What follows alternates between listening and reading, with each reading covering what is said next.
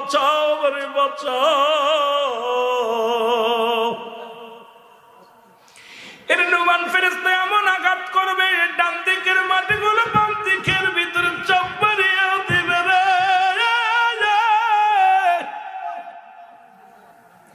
ওই মাথার বাম দিকের মাটিগুলো ডান দিকে চাপ মারবে, উপরের মাটিগুলো নিচের দিকে চাপ মারবে, নিচের মাটিগুলো উপরের দিকে চাপ মারবে।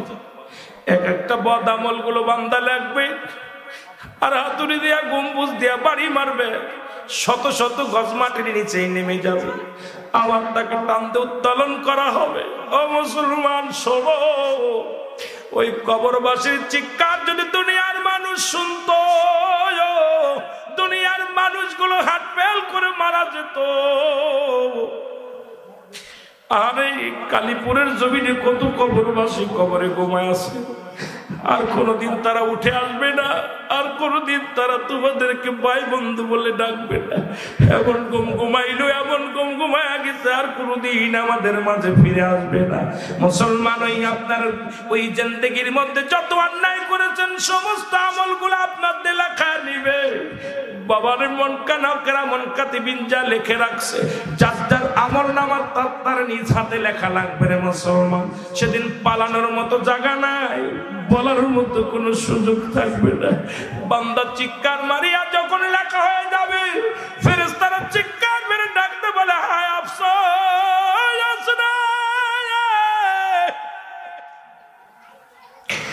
80 বছরের জিন্দেগি পাইয়া গুনাহ মাফ করাইতে পারো না, 50 বছরের জিন্দেগি পাইয়া কত অন্যায় করেছো বান্দা। আমি চলে গেলাম, বড় কষ্ট পান। নুমান ফেরেশতা কবর থেকে বিদায় হয়ে যাবে, গুড বাই, বিদায়। বান্দারে তোর জন্য প্রস্তুতি করা আছে, ওয়াইদাতুলিল কাফিরিন,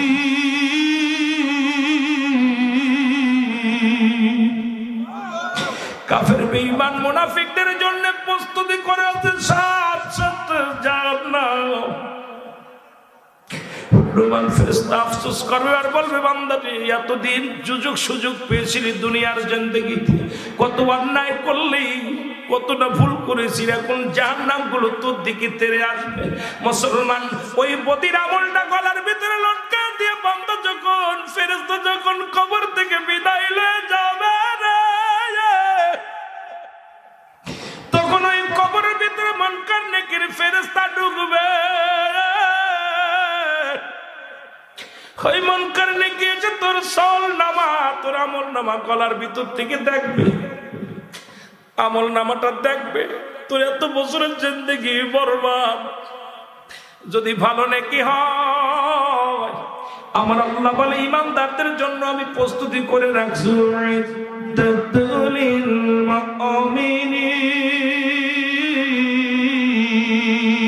আল্লাহ কয় মুমিনদের জন্য, মুত্তাকিনদের জন্য প্রস্তুতি করা আছে 8টা জান্নাত, বেঈমান মুনাফিকদের জন্য প্রস্তুতি করা আছে 7টা জাহান্নাম। এর বান্দা ডাকতে বলবে, আফসোস, এত বছরের জিন্দেগি তোর গুনাহে ভরপুর। হায় রে বান্দা, কিয়ামত পর্যন্ত থাকবে কবরের জগতে জাহান্নামের অগ্নিকাণ্ড জ্বলবে, জাহান্নাম থেকে আগুনের শিলাগুলো আসবে, সাপ আসবে, জাহান্নাম থেকে বড় বড় ভয়ানক পশুগুলো আসবে, ওই ভয়ানক অবস্থা আগুনগুলো তেড়ে আসবে, সাপগুলো তেড়ে আসবে, বিচ্ছুগুলো তেড়ে আসবে। জাহান্নামের গেটের মধ্যে একটা গাছ থাকবে, দরজার মধ্যে জাক্কুম নামে কাঁটাযুক্ত গাছ, এই গাছটা তোরে গিরাস করবে, আবার ছেড়ে দিবে, আবার গিরাস করবে, আবার ছেড়ে দিবে। ওই জাহান্নামের মধ্যে 70,000 রশি লাগানো আছে, এক একটা রশির মধ্যে 70,000 ফেরেশতারা ধরে টানবে। মুসলমান শুনে নাও, ওই জাহান্নামটা ভয়াবহ অবস্থা, কিয়ামত পর্যন্ত জাহান্নাম হবে একমাত্র ঠিকানা রে। বান্দারে দুনিয়ার জিন্দেগি কদিনের জন্য করেছে, সবই তো আমার আল্লাহ শেষ করে দিবে। আল্লাহ বলে, কুল্লু মান আলাইহা ফান, সব কিছু শেষ করে দিবে আমার আল্লাহ, এই জমিনটাও শেষ করে দিবে আমার আল্লাহ, এই জমিনের সব কিছু চূর্ণ বিচ্ছিন্ন করে দিবে আমার আল্লাহ। কেন তুমি দুনিয়ার প্রেমে পড়িয়া ঘুষ খাও? কেন তুমি দুনিয়ার প্রেমে পড়িয়া সুদ খাও? মুসার কাছে আজরাইল আলাইহিস সালাম আগমন করলেন। আজরাইলের ঘোষণাটা শোনো। মুসা নবীর কাছে আজরাইল আসলেন, ডাকতে বলে আসসালামু আলাইকুম নবী মুসা। মুসা বলে ওয়ালাইকুম আসসালাম। কে? আমি আজরাইল। কে? আমি আজরাইল। আজরাইল কে হুজুর সবার কাছে আমি জীবনে যাব, তবে ইমানদারের কাছে সরাসরি, বেঈমানদের কাছে আমি সরাসরি না। বেঈমানদের রূহটা আমি কবাজ করব, এমন ভয় ভীতি দেখাবো, উপর থেকে আসমানে আমার মাথা, জমিনে আমার পা, এমন ভাবে একটা হুক্কার মারবো, এক হুক্কারে কলিজাটা ফেটে যাবে। জোরে বলো আল্লাহু আকবার। মুসা আলাইহিস সালাম বলে আজরাইল কিসের জন্য আসছো? হুজুর আপনার বয়স শেষ, বুড়া হয়ে গেছেন, এখন আল্লাহ পাক আপনার যাওয়ার জন্য আমারে পাঠাইছে, যেতে হবে। মুসা নবী কয় আমার যে জানটা কবাজ করবি কেমনে করবি? আল্লাহ নবী গো আপনার জানটা আমি মুখ দিয়ে নিব। কেন দিয়ে নেব? কথা বলেন না, কি দিয়ে নিব? গাল দিয়ে নিব, মুখ দিয়ে। মুসা কয় তুই ভাবলি কেমন করে আমার মুখ দিয়ে তুই নিবি? আমি আল্লাহর লগে কথা কইছি না? আজরাইল থরথর করে কাঁপে, ধমক দিচ্ছে আজরাইল। আজরাইলকে কাম সারছে, কাল লগে আছিল কথা বুঝলি কি হুজুর আপনার মুখ? আমার মুখ দিয়ে আল্লাহর লগে দিদার করে। যখন আল্লাহর সঙ্গে আমি যখন দিদার করেছিলাম, যখন আমি মুসা আল্লাহর সঙ্গে একাধিকবার সাক্ষাৎ করেছি, তখন তো আল্লাহর সঙ্গে আমি নূরের তাজাল্লি দেখেছি, কথা বলেছি। আমার মুখ দিয়ে তুই আজব তুই ভাবলি কেমন করে? হুজুর তাহলে আপনার নাক দিয়ে নিব। দাঁড়া, খবরদার, আমার নাক দিয়ে নিবি? আল্লাহ নূরের তাজাল্লি নূর যখন এসেছিল ওইটা ঘ্রাণ, আমি জান্নাতি ঘ্রাণটা আমার নাক দিয়ে নিছি, আর আমার নাক দিয়ে তুই যাবি? তাদেরকে কাম সারছি, কাল লগে এসে তেরা মশা, তো নামটা কি? তেরা মশা। ভাই আল্লাহ নবী গো তাহলে আপনার চোখ দিয়ে ঢুকবো। কয় খবরদার, এই চোখ দিয়ে আমার আল্লাহ নূরের তাজাল্লি দেখছি, সুতরাং আমার চোখ দিয়ে তোকে ঢুকতে দিতে পারি না। জোরে বলেন মারহাবা। আমার চোখ দিয়ে তোকে ঢুকতে দিতে পারি না। আজরাইল আলাইহিস সালাম রাগ করে বলে ফেলেছে মুসা আমি তোমার রূহটা নিব, আল্লাহর হুকুমে আসছি। তুমি আল্লাহর গুলাম, আমিও আল্লাহর গুলাম। আমার আল্লাহর হুকুম হয়েছে, তোমার কোন জায়গাতে ঢুকবো, গাল দিয়ে ঢুকবো না হাত দিয়ে ঢুকবো, মাথা দিয়ে, এত কিছু সময় নাই। তোমার জানটা নিতে হবে, এইটাই সব কথার এক কথা হলো তোমার রূহটা আমার নিতে হবে। মুসা আলাইহিস সালাম ক্ষিপ্ত হয়ে এত জোরে একটা থাপ্পড় মারছে আজরাইলের, এক থাপ্পড়ে আজরাইলের চোখ দুটো কাটা হয়ে গেছে। আল্লাহু আকবার। চোখ দুটো ভিতর থেকে বের হয়ে গেছে একবারে। আজরাইল চোখ দুটো ধরে কাঁদতেছে। আল্লাহ কয় আজরাইল সর্বনাশ, সর্বনাশ। কাল্লাই কার কাছে পাঠিয়েছে জান নিতে? আমার তো ফাটিয়ে ফেলেছে একবার, চোখ টোক ফাটিয়ে ফেলেছে, কথা বলছে, চোখ দুইটা কানা। আল্লাহ কয় তাড়াতাড়ি আয়, জানটা নেওয়ার দরকার নেই, আমি দেখতেছি। আমার নবীর সঙ্গে আমি বোঝাপড়া করে তুই চলে গেছে। দুই চোখ কানা মানুষ না আল্লাহর দরবারে যে বসে দাঁড়াই আছে। আল্লাহকে কি রে ইসরাইল কি হয়েছে? আল্লাহ এই লোকটার জানটা আমি কবাজ করতে গেছি, অনুমতি চাইলাম, অনুমতি দেয় নাই। এরপরে এমন জোরে এক থাপ্পড় মারছে, এক থাপ্পড়ে আমার চোখ দুটো কানা হয়ে গেছে। জোরে বলেন না মারহাবা। আরো জোরে, আরো জোরে। আল্লাহ বলেন আজরাইল পৃথিবীর মধ্যে যত নবী আমি পাঠাইলাম, সমস্ত নবীদের মধ্যে একটু রাগী বেশি আমার মুসা, একটু মেজাজ গরম।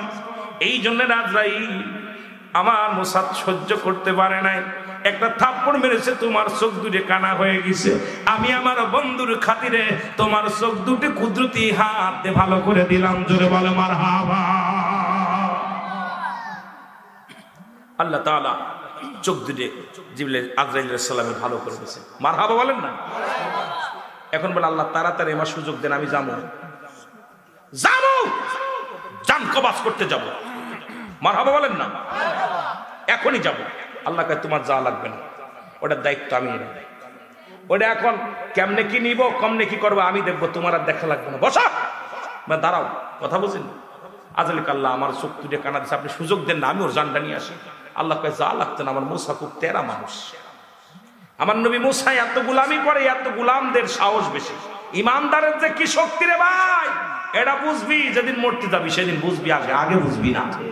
ইমানদারের অনেক পাওয়ার আল্লাহ রেখে দিয়েছে। ইমানদারদের জন্য একটা নয়, দুটি নয়, 8টা জান্নাত। আল্লাহ বলে উইদ্দাতিল মুমিনিন, মুমিন মুত্তাকিনদের জন্য একটা নয়, দুটি নয়, 8টা জান্নাত প্রস্তুতি করে রাখছে আমার আল্লাহ। জোরে জোরে বলা যাবে না মারহাবা। ইমানদারের পাওয়ার, ইমানদারের শক্তি অনেক ঊর্ধ্বে। আমার ভাইরা, আমার বন্ধুরা, আমার আল্লাহ ডাকতে বলে নবী মুসা কয়েকদিন পরে আমার আল্লাহ ডাক দিছে মুসারে। মুসা নবী আল্লাহ কি কিছু বলতেছেন আমারে? বলে মুসা রে, একটা বকরির গায়ে একটা মেশির গায়ে যত পরিমাণ পশম থাকে, এত হাজার বছর তোমার আমি হায়াত দিলাম, যতদিন ইচ্ছা তুমি ততদিন থাকো, এই পরিমাণ হায়াত তোমার দুনিয়ার জিন্দেগিতে দিয়ে দিলাম। মুসা নবী বলে আল্লাহ এরপরে কি হবে? তারপরে কি হবে? আল্লাহ কয় তারপরে তোমার মৃত্যুবরণ করা লাগবে। মুসা আল্লাহ তাআলা আমার হায়াতের দরকার নাই, যদি তারপরেও মরা লাগে ওই 500 বছর 1200 বছর 500 বছর পরেও যদি মরা লাগে তাহলে আমার হায়াত চাই না।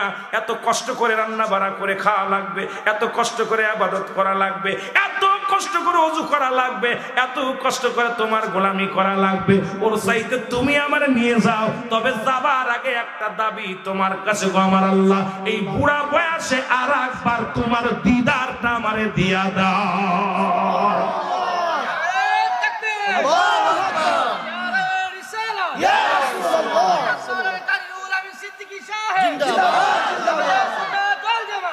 আল্লাহ এতদিন যেহেতু হায়াত পাওয়ার পর মরা লাগবে, কথা বোঝেন নাই? হয় আজ নাই কাল মরতেই হবে, তাহলে আর এত কষ্ট দিও না, এত কষ্ট করে কেড়ায় ইবাদত করবে। ওসিতে নিয়ে যাও, যাওয়ার আগে একটা বার তোমার সাক্ষাৎ চাই। আল্লাহ বলেন মুসারে তোমাকে দিয়ে দিলাম। মুসা নবী লাঠি ভরতে টুকটুক করে রওনা দিয়ে অনেক কষ্ট করে তুর পাড়ে চলে গেলেন। আল্লাহর সঙ্গে দেখা হলো, সাক্ষাৎ হলো। মুসা নবী দাবি করে আল্লাহ এই বুঝি আমার শেষ দেখা জীবনে, আল্লাহ তোমার নূরের তাজাল্লি আমার জীবনের শেষ দেখা গো আল্লাহ। পর্দার মধ্যে চিরদিন থাকলা, কত গল্প করলাম, কত আলাপ করলাম, আজ পর্যন্ত সরাসরি দেখতে পারি নাই, তবে নূরের তাজাল্লি গুলো দেখছি রে আমার আল্লাহ। তবে যাবার আগে একটা কথা বলে যায়, আমার বনি ইসরাইল কওমের লোকেরা যারা আছে গো আমার আল্লাহ, সবার একটু খাবার ব্যবস্থা করে দিও, কাউকে তুমি না খায়া মেরো না রে আল্লাহ, সবার একটু রিজিকের ব্যবস্থা করে দিও। জোরে বলেন আল্লাহু আকবার। মুসা আলাইহিস সালাম তার কওমের জন্য দোয়া করলেন, আল্লাহ আমার কওমের একটু খাওয়ার ব্যবস্থা করে দিও, যেন না খেয়ে না মরে, আমি মরে গেলে চলে গেলে ওরা কষ্ট পাবে, ওদের খাবারটা একটু পৌঁছে দিও। আল্লাহ বললেন মুসা তুমি যাও, দেখতেছ। মুসা নবী যাইতেছে, আল্লাহ কয় মুসা দাঁড়াও। মুসা দাঁড়াইছে, তোমার হাতে কি? কয় লাঠি। ওই লাঠি দিয়ে পাহাড়ের মধ্যে একটা বাড়ি মেরে যাও। পাহাড়ের মধ্যে মুসা আলাইহিস সালাম একটা লাঠি দিয়ে বাড়ি মারছে। বাড়ি মারার সঙ্গে সঙ্গে বিশাল একটা নদী, সুবহানাল্লাহ বলেন, আরো জোরে বলেন বিশাল একটা নদী। নদী দেখে মুসা আলাইহিস সালাম আশ্চর্য হয়ে গেলেন, এর নদী, পাহাড়ের মধ্যে নদী। আল্লাহ কারেকটা বাড়ি মারো, মারছে। বাড়ি মারার সঙ্গে সঙ্গে বিশাল একটা পাথর ভেসে আসছে। চিন্তার পাথর পানির উপর দিয়ে ভেসে আসতেছে। আল্লাহ কয় মুসার আর একটা বাড়ি মারো। বাড়ি মারছে, পাথরের ভিতর থেকে একটা হরিণ বের হয়েছে। জোরে বলেন না সুবহানাল্লাহ। একটা হরিণের গালের ভিতরে কাঁচা ঘাস, মুখের ভিতরে কাঁচা ঘাস। মুসা আলাইহিস সালাম বলছে আল্লাহ আশ্চর্য, পাহাড়ের মধ্যে নদী, নদীর ভিতরে পাথর, পাথর মধ্যে হরিণ, তার মুখে কাঁচা ঘাস। আল্লাহ বলেন মুসা শোনো, পৃথিবীর যত মাকলুকাত যেখানে আসে না কেন সব কিছুর খাওয়ানোর দায়িত্ব আমি আল্লাহর। আমি হলাম স্রষ্টা, তোমরা হলে সৃষ্টি, সুতরাং সৃষ্টির জগৎটাকে দেখার দায়িত্ব আমি প্রভু। জোরে বলেন না মারহাবা। দেখেন না আল্লাহ কত ভালোবাসে। কোথায় সে ঘাস, কোথায় হরিণ? মুসা আলাইহিস সালাম রওনা হয়ে গেলেন। সালাম গায়েবে সালাম আসলেন, সালামের জবাব দিয়ে মুসা আলাইহিস সালাম বিদায় হয়ে গেলেন। আল্লাহ আমি খুশি হয়েছি যেহেতু এই হরিণের মুখের মধ্যে তাজা ঘাস, তাহলে আর বুঝতে বাকি নাই আমার যত কমের লোক আছে সবাই তুমি খাওয়াইবা গো আল্লাহ, আমি অনেক খুশি। মুসা আলাইহিস সালাম আস্তে আস্তে দেখে পাহাড়ের মধ্যে 7 জন লোক কবর করে, 7 জন মানুষ অটোমেটিক একটা বিশাল একটা মরু প্রান্তরে কবর খুঁজতেছে। মুসা আলাইহিস সালাম চিন্তা করে বাড়ি ঘর দূর কেউ নেই, এখানে কবর খুঁজে কারা? আস্তে আস্তে করে মুসা আলাইহিস সালাম লাঠি কানে নিয়ে চলে গেল। আসসালামু আলাইকুম ভাইরা। ওয়ালাইকুম আসসালাম। কে মারা গেছে? এই তো আমাদের মহল্লা একজন এখানে মারা গেছে, তার কবর হবে এখানে। তা কে মারা গেছে? আছে। তা আপনি তো নবী মানুষ, নবী এই জামানার নবী, আপনি কি শরীক হবেন একটু কবর খোঁজায়? সব বিশাল সব আছে, নাকি আছে, খুঁজবেন? মুসা আলাইহিস সালাম কালি তাও দাও, আমার হাতে অস্ত্র দাও। মুসা আলাইহিস সালাম নিজের কবর নিজে খুললেন। জোরে বলেন না সুবহানাল্লাহ। আরো জোরে, আরো জোরে। শোনেন কথাগুলো, কবরের ওয়াজ করতেছি তো এই জন্য কথাগুলো না বললে ওই তো নিলবা। মুসা আলাইহিস সালাম কবরটা 7জন ফেরেশতা মিলে কবরটা খোঁড়া হয়ে গেল। এখন কবর খোঁড়া পর মুসা নবী কয়, এত বড় কবর খুললা কার মাপ? সেই লোকটা কত বড়? হুজুর বেয়াদবি মাফ করবেন, যে লোকটা এখানে শোবে সেই লোকটা দেখতে শুনতে আপনার মতো উঁচু লম্বা, আপনার মতো লম্বা চওড়া। আপনি যদি দয়া করে একটু এই মাপটা ঠিক করার জন্য একটু শুইতেন তাহলে মাপটা ঠিক করতাম। আপনার যদি হয় তারও হবে। সুবহানাল্লাহ বলেন। মুসাদের তেরা মানুষ তো যদি কয় রেগে যাইতে পারে, এই জন্য পাম পট্টি দিয়া কইতেছে ফেরেশতারা, হুজুর একটু শুইবেন নি, দেখতাম। মুসা আলাইহিস সালামকে ঠিক আছে, যে আমার মতো হয় উঁচু লম্বার, আমার মতো দেখতে শুনতে হয়, তাহলে আমি একটু শুয়া দেখি। মুসা আলাইহিস সালাম একদম কবরের ভিতর শুয়ে আছে। শোয়া পর মুসা আলাইহিস সালাম কয়, আল্লাহ কত সুন্দর জায়গা, দুনিয়ার চাইতে সব জায়গায় মনে এই শান্তির জায়গা। আল্লাহ কয়, মনে হয় আমার মুসা খুশি হয়েছে। এই ফেরেশতা দৌড়াই যা, জান্নাত থেকে একটা ফল নিয়ে আয়। সুবহানাল্লাহ বলেন। একটা আপেল নিয়ে আয়। কি নিয়ে আয়? আপেল। মুসা আলাইহিস সালামের হাতের মধ্যে একটা আপেল দিছে। কয়, হুজুর আপনি এটা খান। ফেরেশতা কয়, হুজুর এটা আপেল পাইলা কই? কয়, হুজুর আমাদের সাথে ছিল, এটা খান। আপনি আর দেখেন মাপটা আমরা মাইপেনি ভালো করে। আর আজরাইলকে তাড়াতাড়ি নিয়ে আয় জানটা। এইবার আবু মুসা আলাইহিস সালামের রূহটা বিদায় হয়ে গেছে, জানটা বিদায়। জোরে বলেন মারহাবা। মুসা আলাইহিস সালাম মৃত্যুবরণ করলেন। আপেলটার মধ্যে যখন কামড় দিলেন, সঙ্গে সঙ্গে জানটা বাইর করে নিলেন আমার আল্লাহ পাক আজরাইলকে দিয়ে। এত টেকনিক খাটায়, এত আসানে, এত সুন্দরভাবে মুসা আলাইহিস সালামের মৃত্যু হয়ে গেল। আমার আল্লাহ কয়, ফেরেশতারা রে, আমার মুসাকে কবর থেকে উঠাও। কবর থেকে উত্তোলন করা হলো। এরপরে তাকে গোসল করানো হলো জান্নাতি পানি দিয়ে, কাফন দাফন করানো হলো। ফেরেশতারা হযরত মুসা আলাইহিস সালামের জানাজা পড়াইলেন। হযরত মুসা আলাইহিস সালামের কাফন দাফন ফেরেশতারা করলেন। ও মুসলমান শুনে নাও, ওই মুসা আলাইহিস সালামের কবরটা যখন দেয়া হয়ে গেল, মাটি দেওয়া হয়ে গেল, আমার আল্লাহ কয়, ফেরেশতারা রে, কবরের উপর মাটিগুলো সমান করে দাও, যেন কোনো মানুষ বুঝতে না পারে আমার মুসা এখানে ঘুমাইছে। আজ পর্যন্ত বনি ইসরাইলের লোকেরা কেউ জানে না মুসা নবীর কবর কোনটা। আলো আন্দাজ একটা জায়গা রেখে দিয়েছে, কয় এটা মুসা নবীর কবর। কারণ মুসা নবীর দাফন কাফনের দায়িত্ব পালন করেছে আমার আল্লাহর ফেরেশতারা। জোরে জোরে চিল্লায় বলেন মারহাবা। বেঁচে আছে না মরে গেছে? কথা কয় না কেন? কিরে মরার ওয়াজ একটু মনে সব করে বেঁচে থাকবে? বেঁচে থাকবেন নি? মরণ নাই কার কার একটু হাত তোলেন। সবার আছে। আমার মুসলমান বাবারা শোনো, এইরকম যুগে যুগে যত নবী রাসূল গাউস কুতুব আসলো, ফিরাউন নমরুদ কারুন, যারা খোদাই দাবি করেছিল তারাও দুনিয়ার মধ্যে নাই। আমি আপনি থাকবো না, দুনিয়া থেকে চলে যাব। 1 নাম্বার বিপদ হলো মরণ, 2 নাম্বার বিপদ হলো কবর। কবর বলতে বোঝায় মানুষের মৃত্যুর পর থেকে শুরু করে গো কিয়ামত পর্যন্ত জগৎটাকে বলা হয় কবরের জগৎ। মারহাবা বলেন। কিয়ামত পর্যন্ত জগৎটাকে বলা হয় কবরের জগৎ।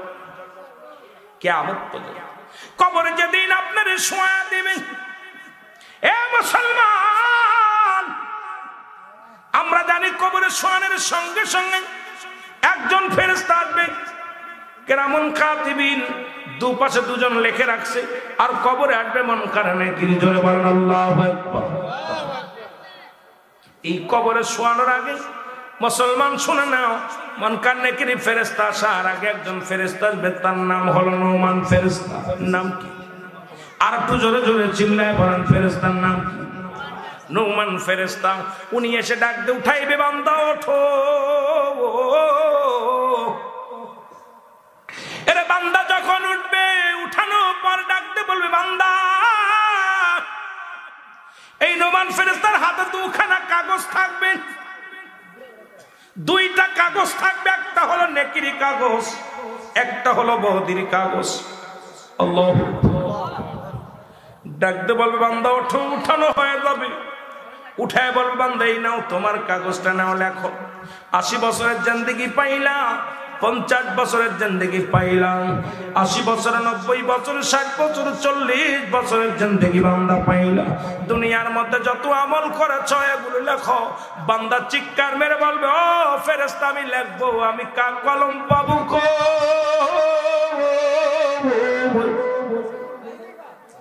আমার তো কলম নাই, আমি কি দিয়া লাগবো? ডানাতের শাহাদত আঙ্গুল মুবারক তোমার কলম। বাদানটা আমার দেশে এখন অনেক আলেম উলামা এই আঙ্গুল দিয়া সুন খায় রে মুসলমান।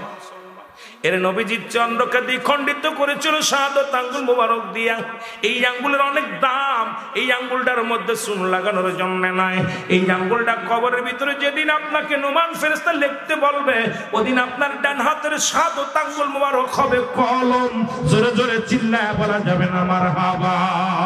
রে আজ না হয় কাল তুমি যাইবা কবরে, মরার পরে দেখবে চেয়ে গো তোমার সবই রইল পড়ে। মরার পরে দেখবে চেয়ে গো তোমার সবই, মরার পরে দেখবে চেয়ে গো তোমার সবই রইল। দাদাই গেছে বাবাই গেছে কেউ আইলো না ফিরে, তোমার রত যাইতে হবে গো ভাইজান অন্ধকার কবরে, তোমার রত যাইতে হবে গো। আল্লাহুম্মা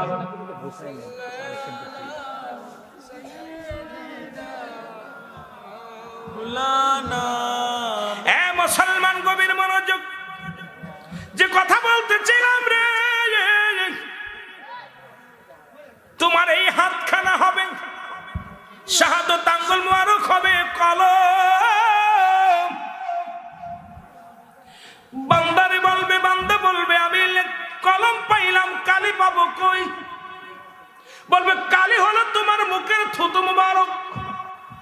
ও বান্দা, তোদের হাতে ধরে বলে যায়, পায়ে ধরে বলে যায়, এই মুখ দিয়ে হারাম কিছু খাস না, এই মুখ দিয়ে কাউকে গালি দিস না, মুখ দিয়ে কাউ কষ্ট দিস না, বিড়ি সিগারেট টানিস না রে বাধা। এই মুখটারে পবিত্র রাখ, এই মুখের থুতু মুবারক হবে কালি। বান্দা বলবে আমি কলম পাইলাম, কালি পাইলাম, খাতা পাবো কই, কাগজ পাবো কই? 3 টুকরা কাপড়ের কাপড় দেয়া হবে, 1 টুকরা কাপড়ের কাপড় টান দিয়ে খুলে নিবে রে বান্দা। এইবার বল বান্দা লেখো, মিনিটের ভিতরে লেখা হয়ে যাবে, আবার ওই টান দিয়ে হাত থেকে খুলে নিবে, নিয়ে কাগজখানা দিবে, ডাকতে বলে বান্দার এই নাও লেখো।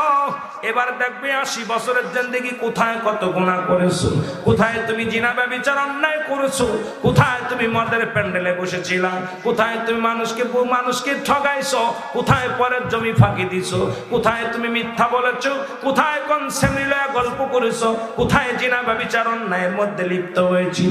বান্দা চোখের পানি ছেড়ে কাঁদবে আর বলবে ফেরেশতারা রে আমি অন্যায় করি না রে, এই অন্যায় আমি করি নাই। আরে নোমান ফেরেশতা ডাকতে বল বান্দা তোমার 80 বছরের জিন্দেগির সামনে প্রস্তুতি দেখো, তাকায়া দেখো।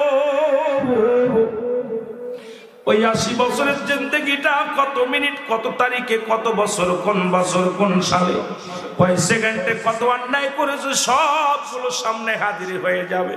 চিৎকার মেরে কানবে বান্দা আল্লাহ বাঁচাও রে বাঁচাও। এর নোমান ফেরেশতা এমন আঘাত করবে, ডান দিকের মাটিগুলো বাম দিকের ভিতরে চাপ মারিয়ে দিবে রে।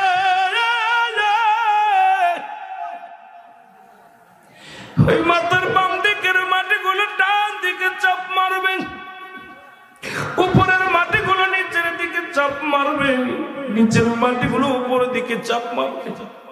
এক একটা বদ আমল গুলো বান্দা লাগবে, আর হাতুড়ি দিয়া গম্বুজ দিয়া বাড়ি মারবে, শত শত গজ মাটির নিচে নেমে যাবে, আবার তাকে টানতে উত্তোলন করা হবে। ও মুসলমান শোনো, ওই কবরবাসীর চিৎকার যদি দুনিয়ার মানুষ শুনতো, দুনিয়ার মানুষগুলো হাত ফেল করে মারা যেত। আর এই কালীপুরের জমিনে কত কবরবাসী কবরে ঘুমায় আছে, আর কোনোদিন তারা উঠে আসবে না, আর কোনোদিন তারা তোমাদেরকে ভাই বন্ধু বলে ডাকবে না। এমন ঘুমাইলো, এমন ঘুমায়া গেছে, আর কোনোদিন আমাদের মাঝে ফিরে আসবে না। মুসলমান, ওই আপনার ওই জিন্দেগির মধ্যে যত অন্যায় করেছেন সমস্ত আমলগুলো আপনাদের লেখা নিবে। বাবার মন কানা মন কাতিবিন যা লিখে রাখছে, যার যার আমল নামা তার নিজ হাতে লেখা লাগবে রে মুসলমান। সেদিন পালানোর মতো জায়গা নাই, বলার মতো কোনো সুযোগ থাকবে না। বান্দা চিৎকার মারিয়া যখন লেখা হয়ে যাবে, ফেরেশতারা চিৎকার মেরে ডাকতে বলে, হায় আফসোস,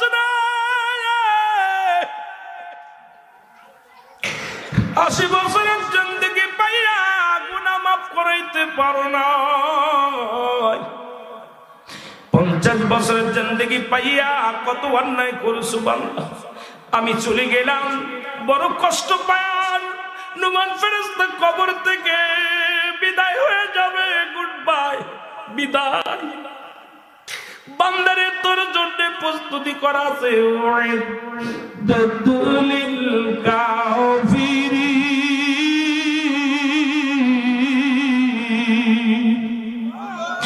কাফের বেঈমান মুনাফিকদের জন্য প্রস্তুতি করা আছে 7 জাহান্নাম। রুমান ফেরেশতা আফসোস করবে আর বলবে, বান্দাটি এতদিন সুযোগ পেয়েছিলি দুনিয়ার জিন্দেগিতে, কত অন্যায় করলি, কতটা ভুল করেছি, এখন জাহান্নামগুলো তোর দিকে তেড়ে আসবে। মুসলমান, ওই বদির আমলটা গলার ভিতরে লটকা দিয়ে বান্দা যখন ফেরেশতা যখন কবর থেকে বিদায় লয়ে যাবে রে, তখন ওই কবরের ভিতরে মুনকার নেকির ফেরেশতা ঢুকবে। ওই মুনকার নেকি এসে তোর সল নামা, তোর আমল নামা গলার ভিতর থেকে দেখবে, আমল নামাটা দেখবে, তোর এত বছরের জিন্দেগি বরবাদ। যদি ভালো নেকি হয়, আমার আল্লাহ বলে ইমানদারদের জন্য আমি প্রস্তুতি করে রাখছি,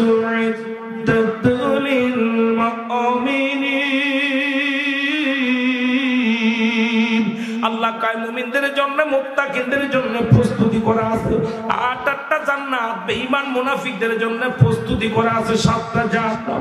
এরে বান্দা ডাকতে বলবে, আফসোস, এত বছরের জিন্দেগি তোর গুনাহে ভরপুর। হায় রে বান্দা, কিয়ামত পর্যন্ত থাকবি কবরের জগতে জাহান্নামের অগ্নিকাণ্ড জ্বলবে, জাহান্নাম থেকে আগুনের শিলাগুলো আসবে, সাপ আসবে, জাহান্নাম থেকে বড় বড় ভয়ানক পশুগুলো আসবে, ওই ভয়ানক অবস্থা আগুনগুলো তেড়ে আসবে, সাপগুলো তেড়ে আসবে, বিচ্ছুগুলো তেড়ে আসবে। জাহান্নামের গেটের মধ্যে একটা গাছ থাকবে, দরজার মধ্যে জাক্কুম নামে কাঁটাযুক্ত গাছ, এই গাছটা তোরে গিরাস করবে, আবার ছেড়ে দিবে, আবার গিরাস করবে, আবার ছেড়ে দিবে। ওই জাহান্নামের মধ্যে 70,000 রশি লাগানো আছে, এক একটা রশির মধ্যে 70,000 ফেরেশতারা ধরে টানবে।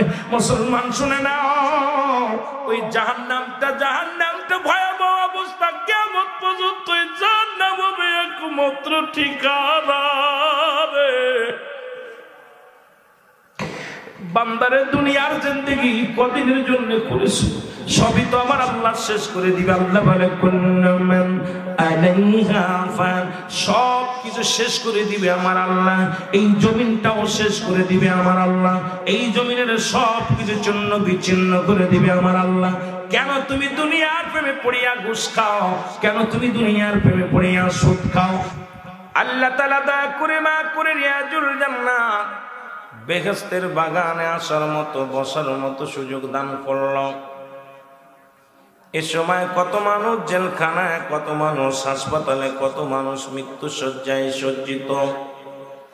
আমার আল্লাহ এখনো পর্যন্ত আমাদেরকে জিন্দা রাখছে, এখনো পর্যন্ত মৃত্যুবরণ করি নাই। রিয়াজুল জান্নাত বেহেশতের বাগানে আপনাকে আমাকে বসার মতো, আসার মতো সুযোগ দান করলো। উচ্চ কণ্ঠে আওয়াজ দিয়ে আরেকবার চিল্লায়া বলা যাবে না আলহামদুলিল্লাহ? বান্দা যখন জান্নাতের বাগানের দিকে রওনা হয়ে যায়, বাড়ি হতে জান্নাতের নিয়ত করে যখন বান্দা রওনা হয়ে যায়, আমার আল্লাহ তাআলা প্রতিটা কদমে কদমে ওই বান্দার জিন্দেগির সমস্ত সগীরা গুনাহগুলো মাফ করে দেয়। একটু জোরে জোরে চিল্লায় সুবহানাল্লাহ বলা যাবে না? একটু আলহামদুলিল্লাহ বলা যাবে না? এ মুসলমান, সগীরা গুনাহ মাফ। একটা কদম ফেলাইলেন গুনাহ মাফ, দ্বিতীয় কদম ফেলাইলেন গুনাহ মাফ, তৃতীয় কদম ফেলাইলেন গুনাহ মাফ। এইরকম যতগুলো কদম জান্নাতের দিকে অগ্রসর হয়েছেন, ঘর থেকে বাইর হইয়া যতগুলো কদম আপনি ফেলাইলেন, প্রতিটা কদমে কদমে আমার আল্লাহ বান্দার জিন্দেগির সগীরা গুনাহগুলো মাফ করে দিয়েছে। জোরে বলেন আমিন। এ মুসলমান, আমরা শুধু সগীরা গুনাহ করি নাই, পদে পদে করছি কবিরা গুনাহ, পদে পদে করছি কবিরা গুনাহ। নামাজ ছেড়ে দেয়া কবিরা গুনাহ। এখন নামাজি মানুষগুলো দেখলেই বোঝা যায় এগুলো নামাজ আদায় করেছে। আমার বাজানেরা, নামাজ ছেড়ে দেয়া কবিরা গুনাহ, মিথ্যা বলা কবিরা গুনাহ, বেগানা মহিলার সঙ্গে দেখা দেয়া কবিরা গুনাহ, বেগানা পুরুষের সঙ্গে দেখা দেয়া কবিরা গুনাহ। এক কথায় যাদের সঙ্গে বিবাহ বৈধ তাদের সঙ্গে দেখা দেয়া হারাম, যাদের সঙ্গে বিবাহ বৈধ নয় তাদের সঙ্গে দেখা দেয়া জায়েজ। এখন আমার সমাজ, আমার জাতিগুলো, আজকে আমার মহল্লাগুলো, আমার গ্রামগুলো, আমার দেশগুলো, এই পাড়াগুলো সব এখন পাপে জর্জরিত। হাতের মধ্যে জিনা, পায়ের মধ্যে জিনা, চোখের মধ্যে জিনা, এই ব্যভিচার অন্যায়ের মধ্যে লিপ্ত হয়ে গেছে। জোরে জোরে বলেন ঠিক কিনা? আমার ভাইরা, আমার বন্ধুরা, আমার আল্লামা কুতুবী রাহমাতুল্লাহ বয়ান করে, দুনিয়ার মানুষ শোনো, যদি কোথাও জান্নাতের বাগানের সংবাদ শুনতে পাও, ওই জান্নাতের বাগান কানা বান্দা যখন আঁকড়ে ধরে, কবরের ভয়ে, জাহান্নামের ভয়ে। ও মুসলমান, কারণ কিয়ামত পর্যন্ত আর কোন নবী আইতো না, কিয়ামত পর্যন্ত নবীদের দরজা বন্ধ, কিন্তু তওবার দরজা খোলা। জোরে বলেন ঠিক কিনা? তওবার দরজা যেহেতু খোলা, আল্লামা কুতুবী রাহমাতুল্লাহ বয়ান করে, মানুষ শোনো, এত গুনাহ করেছো, গুনার বোঝা মাথায় নিয়ে বান্দা যখন কবরের ভয়ে, আল্লাহর ভয়ে, জাহান্নামের ভয়ে দু চোখের পানিগুলো ছেড়ে দেয়, খাস তওবা করে আল্লাহ বলে ডাক দেয়, আমার আল্লাহ ওই বান্দার জিন্দেগির দরিয়া দরিয়া গুনাহগুলো মাফ করে দেয়। জোরে বলুন মারহাবা। যেহেতু মানুষের মৃত্যু হয় দুইটা টাইমে, একটা হলো রাতের বেলা, একটা হলো দিনের বেলা। দিন শুরু করেছিলাম, তওবা করতে পারি নাই, নামাজ ছেড়ে দিছি, নামাজ ধরতে পারি নাই। ও মুসলমান, দিনটা শেষ করে রাত শুরু করে দিয়ে 10টা পার হয়ে গেল, এখনো পর্যন্ত অনেকে মাগরিবের নামাজ পড়ি নাই, ইশার সালাত আদায় করতে পারি নাই। ও মুসলমান, সময় কিন্তু অতিবাহিত হয়ে যায়, এখনো পর্যন্ত আমরা অনেকে তওবা করতে পারি নাই। এই জন্য মাহফিলে যেহেতু আসি, একটু খাস তওবা করে নিয়ে আগে, যদি মরণ হয়ে যায় রাতের অন্ধকার, আল্লাহ যদি মালাকুল মউত পাঠায় দাও, আল্লাহ ওই তওবাকারীর কাতারে আমাদের নামটা তুমি লিখে দিও। জোরে জোরে বলো না আমিন। একটু মহব্বতের সঙ্গে তওবা করেন, আস্তাগফিরুল্লাহ রাব্বি মিন কুল্লি যামবি আতুবু ইলাইহি লা হাওলা ওয়ালা কুওয়াতা ইল্লা বিল্লাহিল আলিয়্যিল আযীম। লা ইলাহা ইল্লাল্লাহ। আমার সাথে বলেন, তওবা ভেঙ্গে আবার তওবা আল্লাহ করেছি। বলেন, তওবা ভেঙ্গে আবার তওবা করেছি, ওর মাফ করে দেন মাবুদ মাওলা ইলাহি। বলেন, মাবুদ মাওলা। কত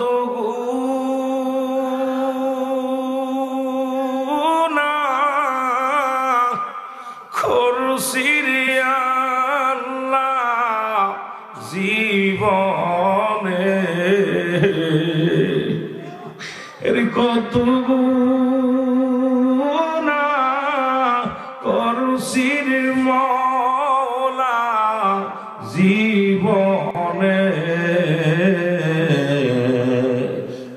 করে দেও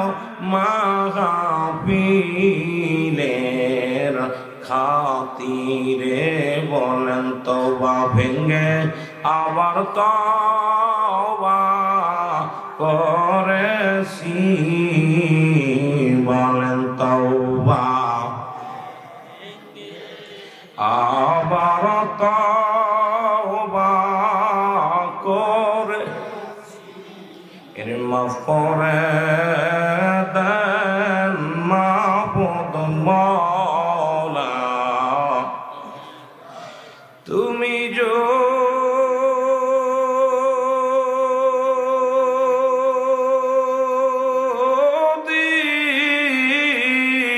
মাফ না করো আল্লাহ বান্দারে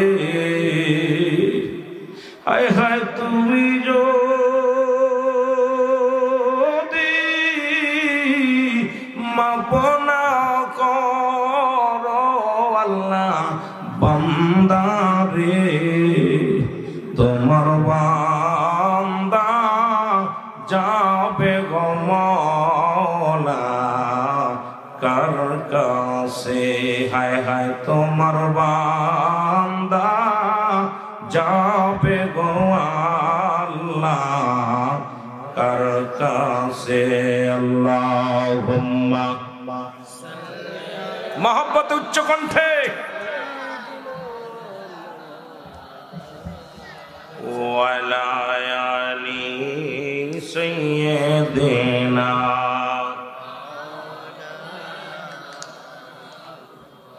এ মুসলমান গভীর মনোযোগ আমি এই জন্য আপনাদেরকে তওবা করাইলাম গো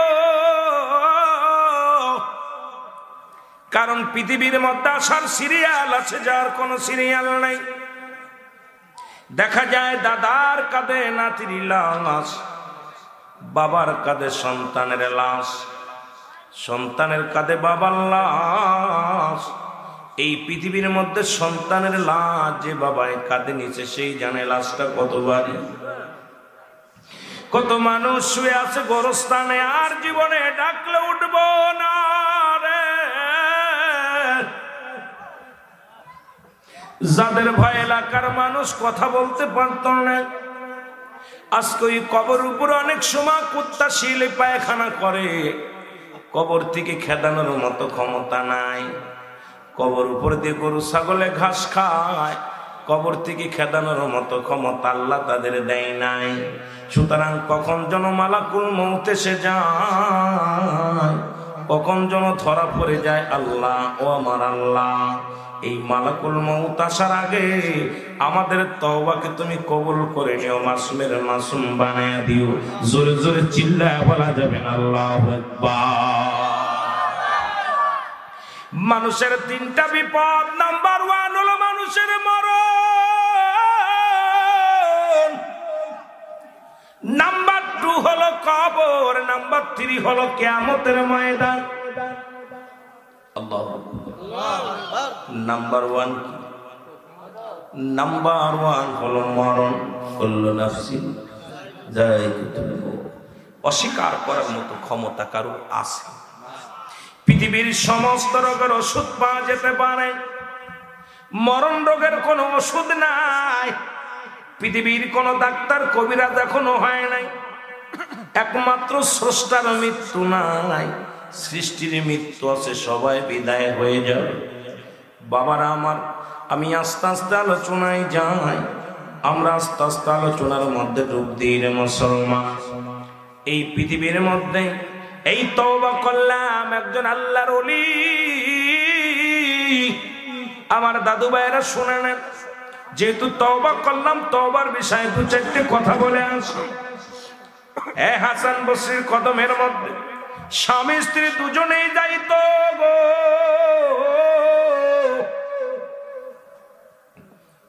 আল্লাহ তাদেরকে একটা সন্তান দান করলেন ছেলে হলো বাবা দুনিয়া থেকে বিদায় হয়ে গেল মুসলমান মা জননী সন্তানকে লালন পালন করতে লাগলো এই সন্তান বড় হবে ইসলামের বিধান মেনে চলবে আমার জানাজা পড়বে আমার কবর খুঁড়বে আমার জন্য দোয়া করবে, আমার জন্য মাগফিরাত কামনা করবে, আমার জন্য নেকি কবরে পৌঁছায় দিবে বড় আশা করে সন্তানকে লালন পালন করতে লাগলেন।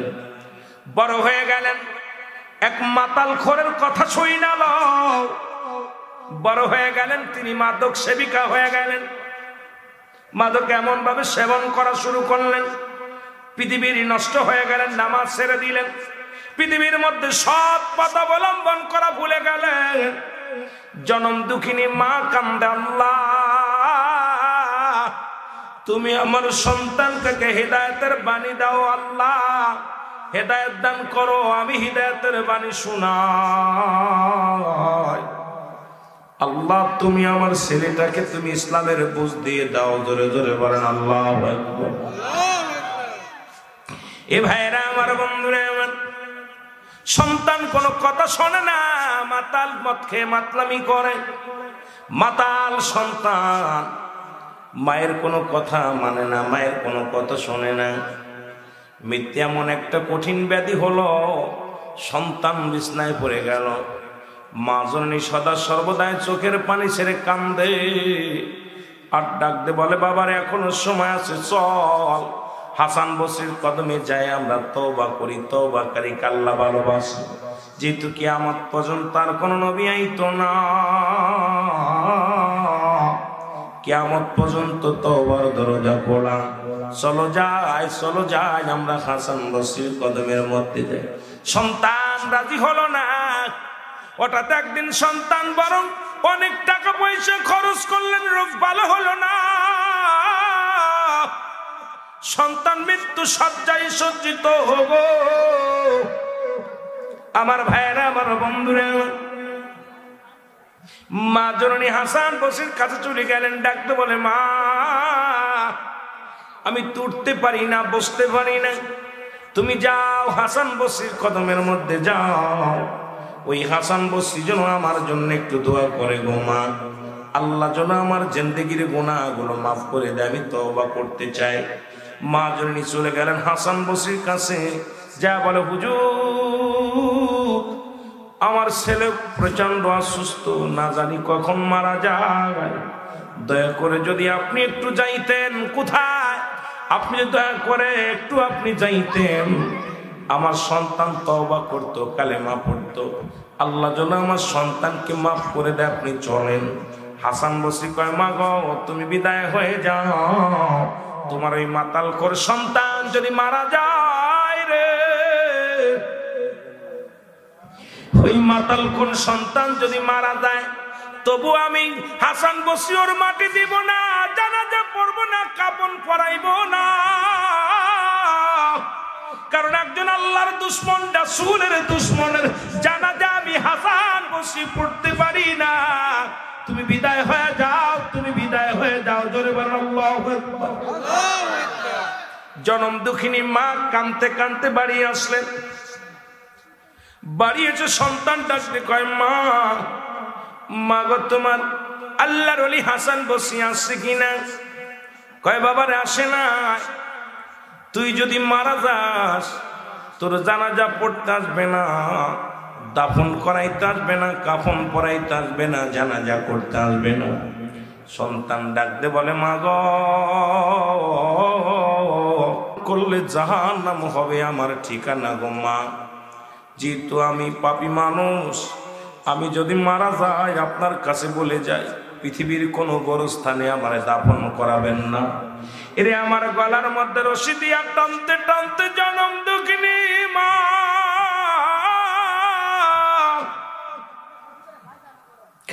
আমার গলার মধ্যে রশি দিয়া টানতে টানতে গভীর জঙ্গলের মধ্যে ফেলে দিবা গো। যদি না পারো গো মা, রাস্তার মধ্যে ফেলে রাখবা, কারণ আমার মতো পাপিষ্ঠর লাশ যদি গোরস্থানে শোয়ায়, ওই গোরস্থানে অন্য মানুষের কষ্ট হবে গো মা।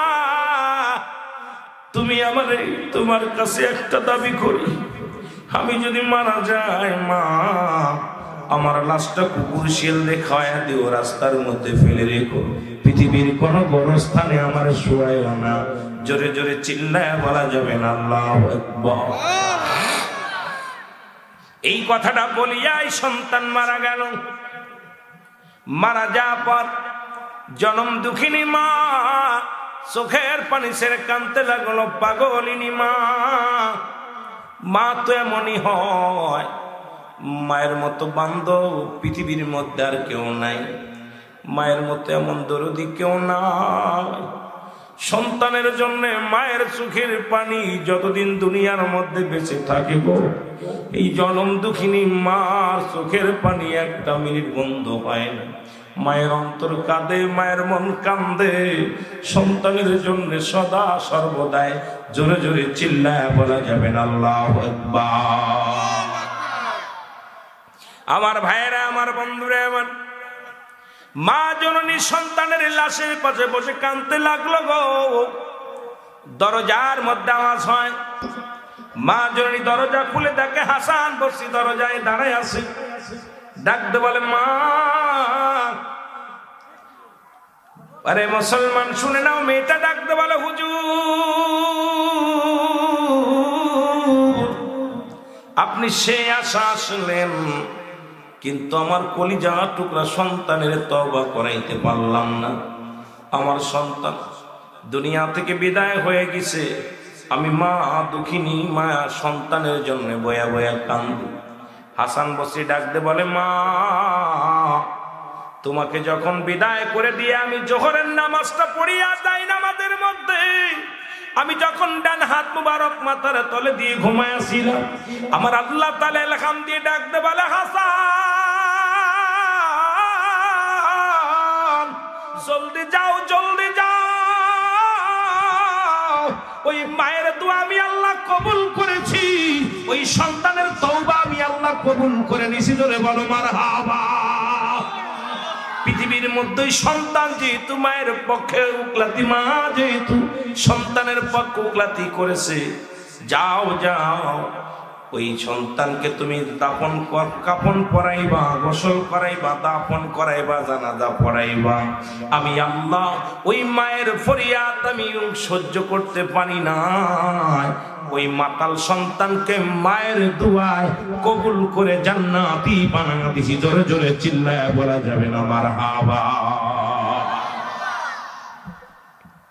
মাতাল খোর সন্তান শুধু মার দুয়ায়, মায়ের দোয়ায় মাতাল করে সন্তানের তওবা আল্লাহ কবুল করেছে। এই জন্য কিয়ামত পর্যন্ত তওবার দরজা তো খোলা আছে। নবীজিও বলে গেছে পিতা মাতার কথা। আমার বাবারা, নবীজি বলতেছিলেন, সাহাবীরা তোমরা কে কবুল হজের সওয়াব পাইতে চাও? সাহাবীরা বলেন, হুজুর আমরা কে বা না চাই? নবীজি বলেন, তোমাদের যাদের পিতা মাতা জিন্দা আছে, বাড়িতে যে সালাম দিবা মাকে, আসসালামু আলাইকুম মা, আসসালামু আলাইকুম বাবা, তোমার আমল নামে একটা কবুল হজের সওয়াব লেখা হয়েছে। সুবহানাল্লাহ বলেন। আর একটু জোরে বলেন। দেখে গেল সাহাবীরা, কিছু সাহাবীরা কাঁদতে লাগলেন, কেঁদে কেঁদে নবীর সামনে থেকে উঠে চলে গেলেন। নবীজি বুঝতে পারছেন না কেন তারা কান্নাকাটি করে। নবী যে বল, সাহাবীরা তোমরা কেন কান্দো? বল, নবী গো, এক সপ্তাহ আগে আমার মা দুনিয়া চলে গেছে, বাবা চলে গেছে। হুজুর আগে যদি এই আমলটা জানতাম, আমরা এত বড় নেকি থেকে মারহুম হয়ে গেলাম। হুজুর এই আমলটা যদি আগে শুনতে পারতাম, মায়ের সালাম দিয়ে জান্নাত কবুল করে নিই। মাকে সালাম দিলে কবুল হজের সওয়াব হয়, বাবাকে সালাম দিলে কবুল হজের সওয়াব হয়। এটা যদি আপনি আগে আমরা জানতে পারতাম, এই আমলটা থেকে আমরা দূরে পড়ে গেলাম। আমাদের আব্বা নাই, মা নাই, আজকে কান্দি। আমার নবী বলে, সাহাবীরা রে তোমরা কি আমার মতো এতিম? আমি নবীর মতো এতিম তো কেউ নাই। আমি যখন 6 মাস মায়ের গর্ভে, তখন আমার আব্বা জান দুনিয়া থেকে বিদায় হয়ে যায়। যখন 6 বছর বয়স, তখন আমার মা দুনিয়া থেকে বিদায় হয়ে যায়। 6 বছর 6 মাস যখন বয়স, 6 অথবা 7 বছর, 6 বছর 6 বা 7 মাস যখন বয়স, তখন দাদা আব্দুল মুতালিব বিদায় হয়ে যায়। আবু তালিব আমাকে লালন পালন করে। কত কষ্ট করে আমি যে লালন পালন হয়েছি, আমার মতো দুঃখী কেউ আসো? নবীজিও কাঁদতেছে। আর সূরা আল্লাহ তো নিজেই বলে, আলাম ইয়াজিদ ইয়াতীমান ফাআ, হে হাবিব আপনাকে আমি এতিম বানাইছি। কেমন এতিম? নবী মায়ের গর্ভে থাকতে তার বাবাকে হারিয়ে ফেলেছে। জোরে বলুন আল্লাহু আকবার। বাবাকে হারিয়ে ফেলেছে। আমার আল্লাহ বলেন, যাও জিবরিল আমার হাবিবকে জানিয়ে দিয়ে এসো, যাদের আব্বা নাই, যাদের মা নাই, আমার নবীর মা নাই, নবীর বাবা নাই, আমার নবী যেন এইভাবে সাহাবীদেরকে দোয়া শিখিয়ে দেয়, রব্বিরহামহুমা কামা ربياني صغيرا জোরে বলেন রব্বিরহামহুমা কামা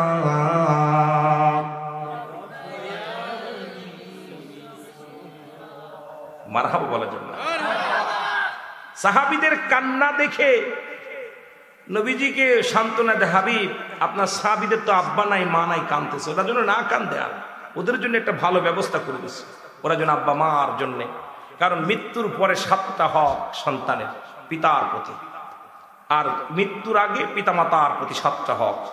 এই 14টা হক, তার মধ্যে 1 নম্বর হলো মাগফিরাত কামনা করা, 2 নম্বর হলো তাদের জন্য সব পৌঁছানো, আর 7 নম্বর হলো আমার মুসলমান সময় সুযোগ মতো বেশি বেশি করে কবর জিয়ারত করা। জোরে বলেন না সুবহানাল্লাহ। আল্লাহ শিখা দেয়, ডাকতে বলে হাবিব ওদের জানায়া দাও, যাদের আব্বা নাই যাদের মা নাই, আমি আল্লাহ তাদের জন্য ঘোষণা করে দিলাম, বলুক হে আমার রব, হে আমার প্রতিপালক, হে আমার আল্লাহ, আমার পিতা মাতার সগীরা গুনাহ মাফ করে দাও, কবিরা গুনাহ মাফ করে দাও, জানা গুনাহ মাফ করে দাও।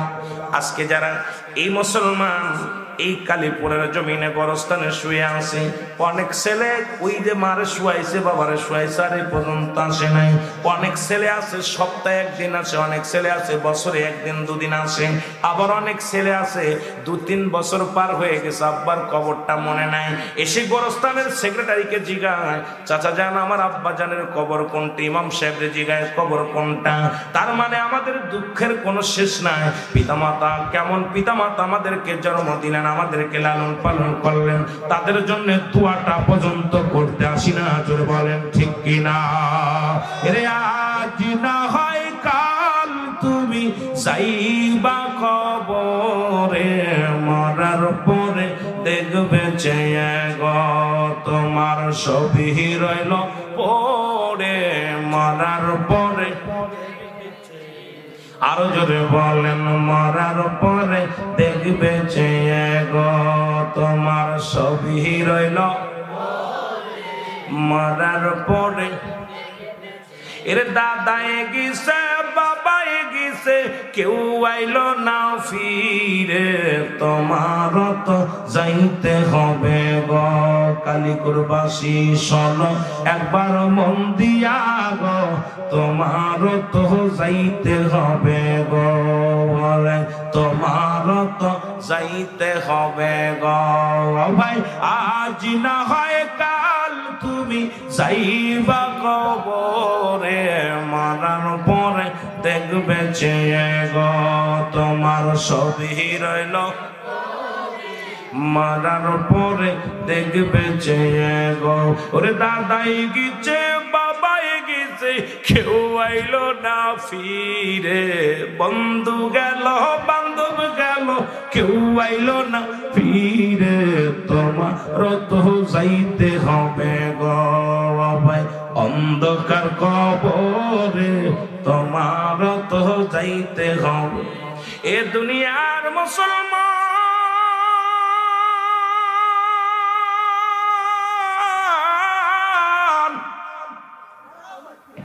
এই জন্য আমি বলতেছিলাম পৃথিবীর মধ্যে 3টা বিপদ গো, নাম্বার 1 হলো মানুষের মরণ, নাম্বার 2 হলো কবর, নাম্বার 3 হলো কিয়ামতের ময়দান।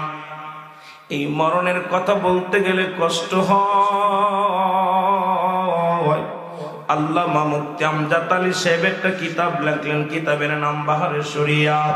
এই কিতাবের মধ্যে উনি লিখতে যা বললেন, দুনিয়ার মানুষ শোনো, যখন কোনো মানুষের সাধারণ মৃত্যু হয়, ঘুমের ঘরে মৃত্যুবরণ করে, খানা খাইতে যে মারা যায়, নামাজের মধ্যে মারা যায়, 70টা তাজা উটের গায়ের চামড়া জবাই না করিয়া উল্টো দিকে টান দে লবণ আর মরিচ লাগায় দিলে যতটুক যন্ত্রণা হয়, এর চাইতে সাধারণ মৃত্যু হলো 70টা মুসলমানের চাইতে কঠিন যন্ত্রণা। এ মুসলমান, আমরা যখন মৃত্যুকালে যারা পায়খানা করে দিই গো, যারা পায়খানা করে দিই, যারা প্রস্রাব করে দিই, এ মুসলমান অনেকের জিহ্বা বাইর হয়ে যায়, অনেকের চোখ দুটি বড় বড় হয়ে যায়, তাদের মরণটা কত কঠিন হয়।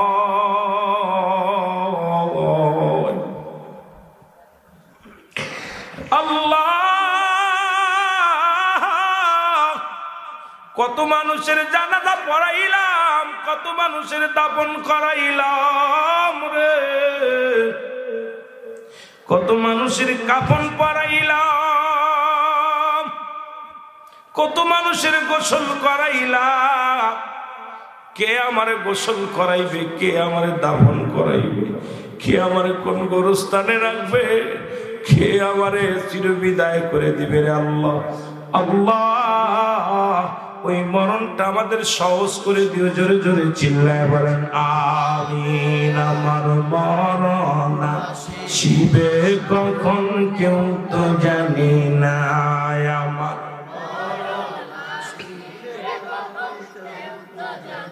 এই আমি চলে যাব, আমায় তোমরা ভুইলা যাইও না, আমি চলে যাব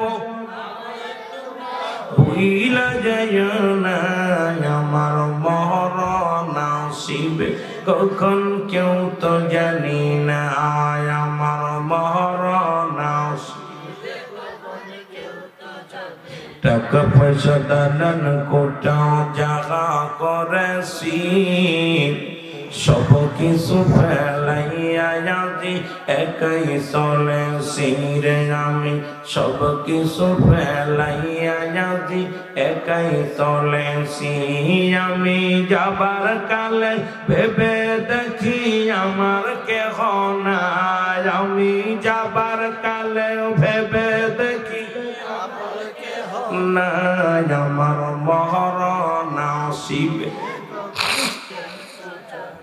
আরো জোরে বলেন আমার মরণ আসিবে কখন। এই পৃথিবী চিরদিনই থাকার জায়গা নয়, অন্ধকার কবর যে তোমার আসল ঠিকানার মানুষ, অন্ধকার কবর যে তোমার। এই আমি চলে যাব, আমায় তোমরা ভুইলা যাইও না, আমি চলে যাব না, আমার মরণ আসিবে কখন কেউ তো জানি না, আমার মরণ। এ দুনিয়ার মুসলমান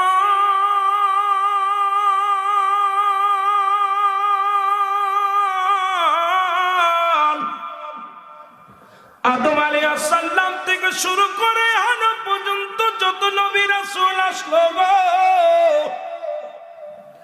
আখির নবীর উম্মত পর্যন্ত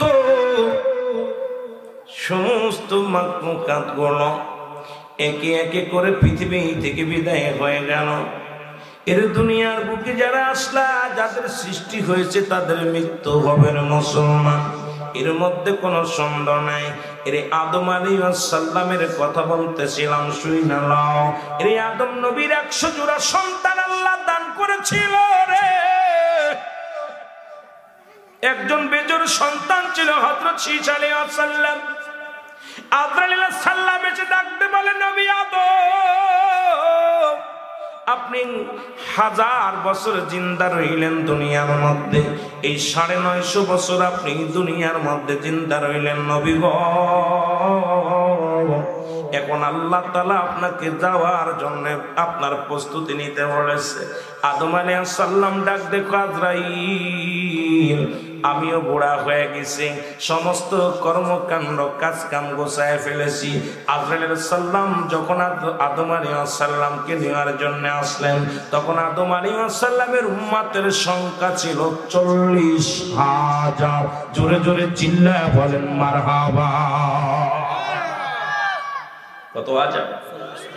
40,000 উম্মতের সংখ্যা ছিল আদম নবীর গো। আদম নবী যখন মৃত্যুর ঘিরানটা নাকে এসে লাগলো, ডাক দেখো আল্লাহ জান্নাতের ভিতরে কত ফল আর আমল খাইতাম। আল্লাহ আমার পরাণে কেন মৃত্যুর আগে একবার জান্নাতি ফল খাইতে চাই রে আল্লাহ। আমি যদি পাইতাম একটু নেয়া ফল খাইতাম, জান্নাতি ফলগুলো খাইতাম।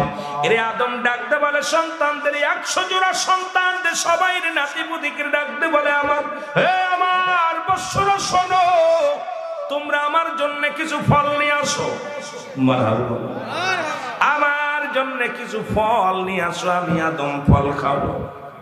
ফল আনার জন্য রওনা হয়ে গেলেন, সবাই ঘুরতে লাগলেন ফলের সন্ধানে।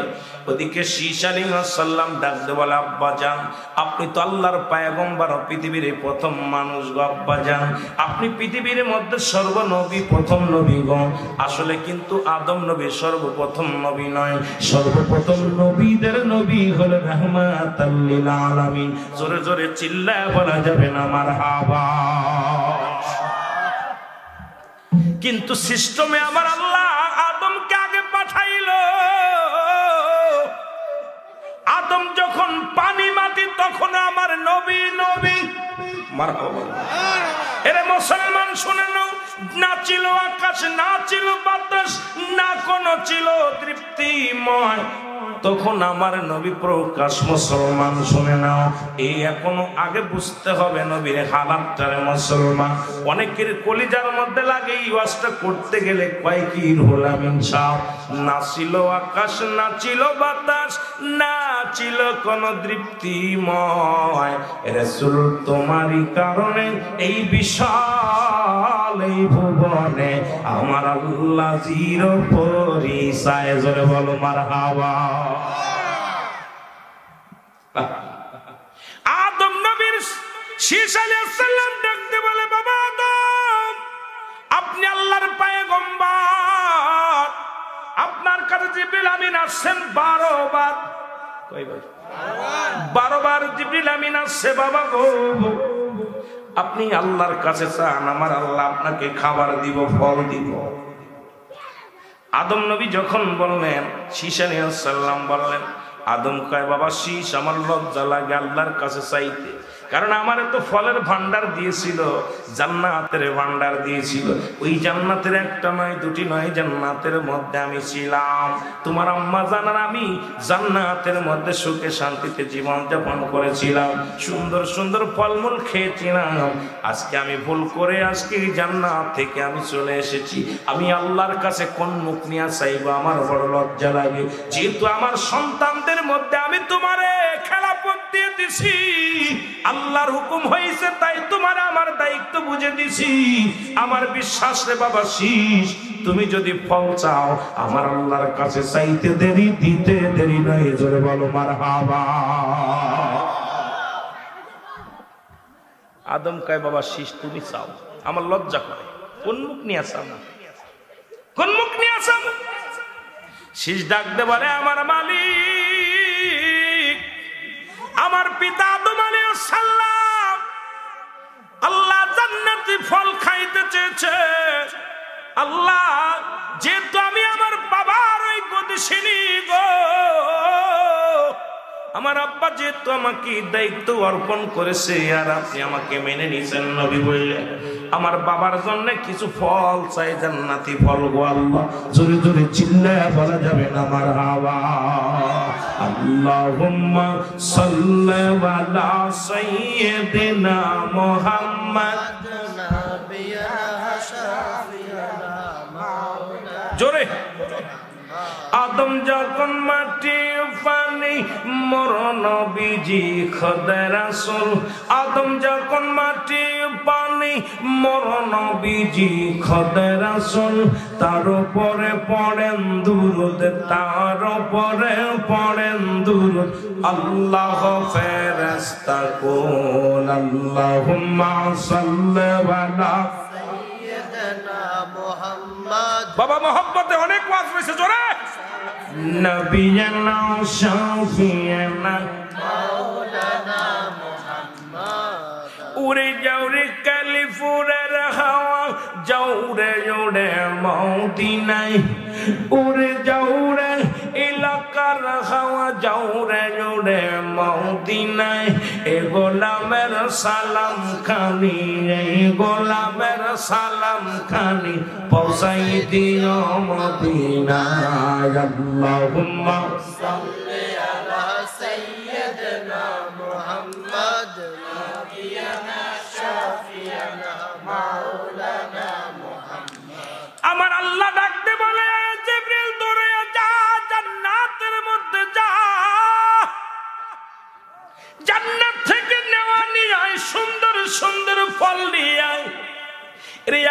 নবী আদম নবী চাইছে খাবার খাইতে রে, শরমে আমার কাছে চাইতে পারে নাই, তার সন্তান দিয়ে চাওয়াইছে। আমি আল্লাহ আমার আদমের উপরে রাজি, জান্নাত থেকে যত রকম ফল আছে সব নিয়ে আমার আদমের কাছে হাজির হয়ে যা। জোরে জোরে চিল্লায় বলো মারহাবা। والخضر الصف والريحان।